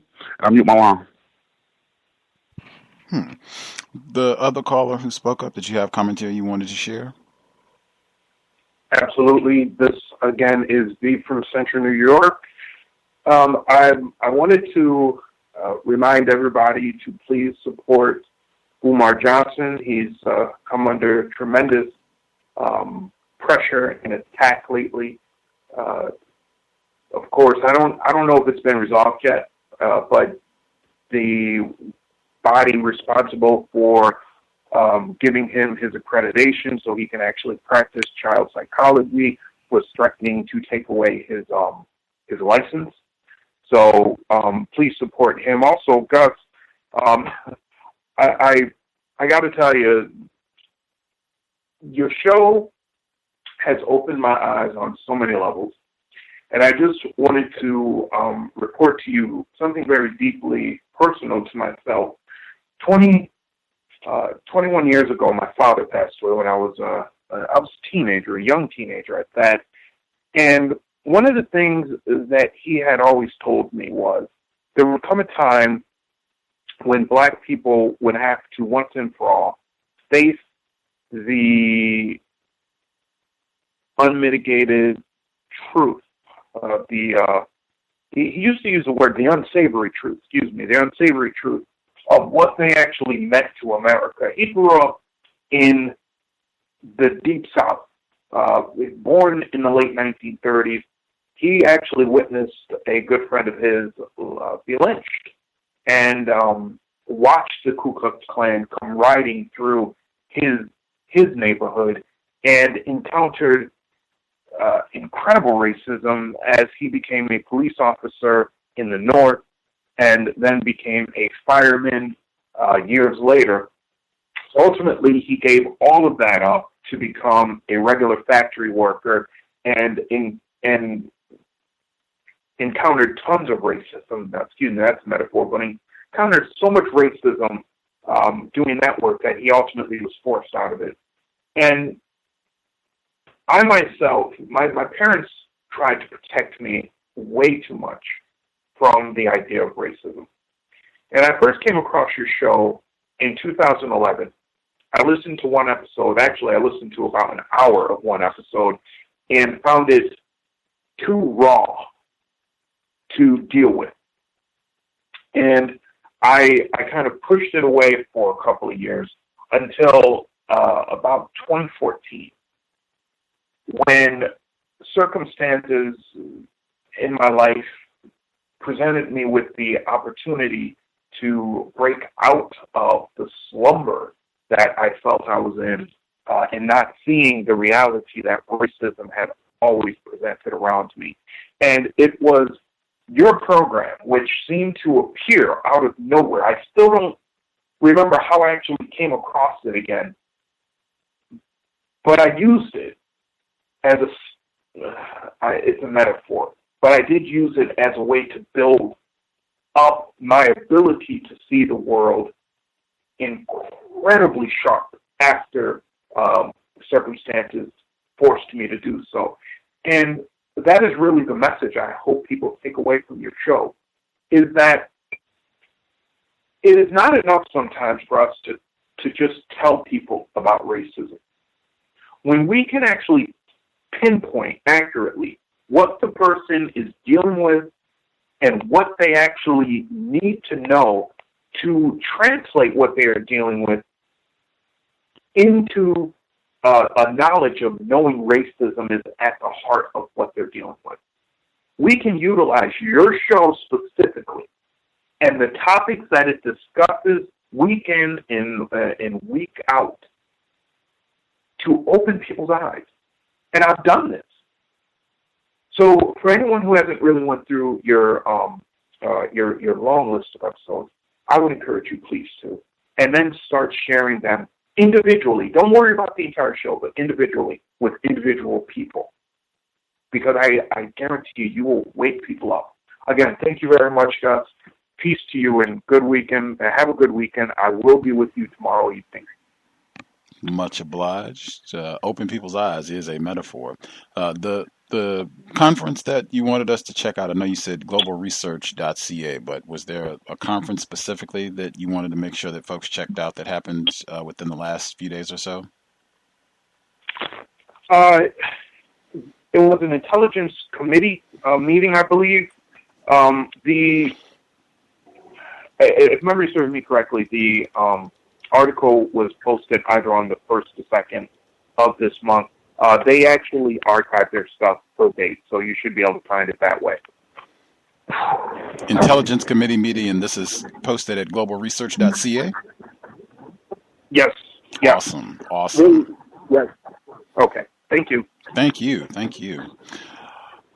that, can you get your commentary in 30 seconds? I think so. It was two things I wanted to say, but I'll just cut it short to one. I just wanted to say that I found an article in the last few days that actually speaks to the fact that the epidemic homosexuality that we are seeing amongst not just black people, but especially black people, but amongst other people too, is an act of warfare. They did a genetic test on twins, and they found that one twin was gay, the other twin was not gay. The gay twin was the recipient of an epigenetic change to the father's genome. So that is documented now. So just in case, understand that when you see these epidemics of young black people and older black people coming out saying that they're gay, transgender, transhuman, whatever they want to label themselves, that they're being genetically changed and it's coming up as an epigenetic change. So they're either ingesting something, a chemical of some sort, or the environment is causing a trigger in their genes where they're splitting off and displaying these characteristics. Thank you. I'll mute my line. Context of White Supremacy. Appreciate that, Roz. With that, we will conclude the compensatory call-in, but we will be here tomorrow. John Patash joining us normal time, 8 p.m. Eastern, 5 p.m. Pacific. We will be discussing his work within the context of the Black Identity Extremist Report. I'm sure we'll discuss some other topics as well, but that should be tomorrow. We should also be here on this coming Monday. Robin Maynard, black female. She is a Canada resident, and she has just published a book about white supremacy in Canada. It's Policing Black Lives, and kind of gives her assessment of the history and evolution of white supremacy in Canada. She should be here on Monday evening, 8 p.m. Eastern, 5 p.m. Pacific. She was supposed to be with us this past week, but we lost out to candy corn and the holiday. That's it. Thanks, everyone, for tuning into the broadcast. I hope it was a constructive investment of your Saturday evening. If you have questions, comments, gripes, if you cannot find something in the archives, drop an email, untiljustice@gmail.com, untiljustice@gmail.com. Much obliged. We will respond, try to help out if you have a question or guest suggestion, if you have other information. With that, thanks again for all the folks who called, listened in. I will suggest, as usual, sobriety would be best under conditions of white supremacy. Racists have a long history of exploiting, taking advantage of non-white people, especially if we're not able to think correctly, clearly, because we're intoxicated under the influence. So just be mindful of that.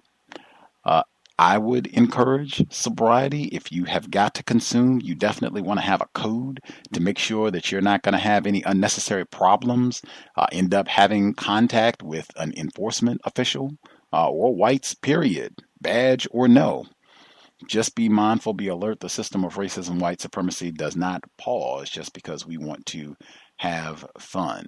And certainly if you're going to be in a vehicle, you want to be sober and you want to be buckled up.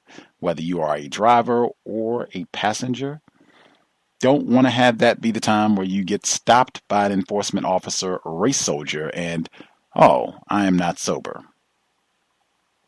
That's it.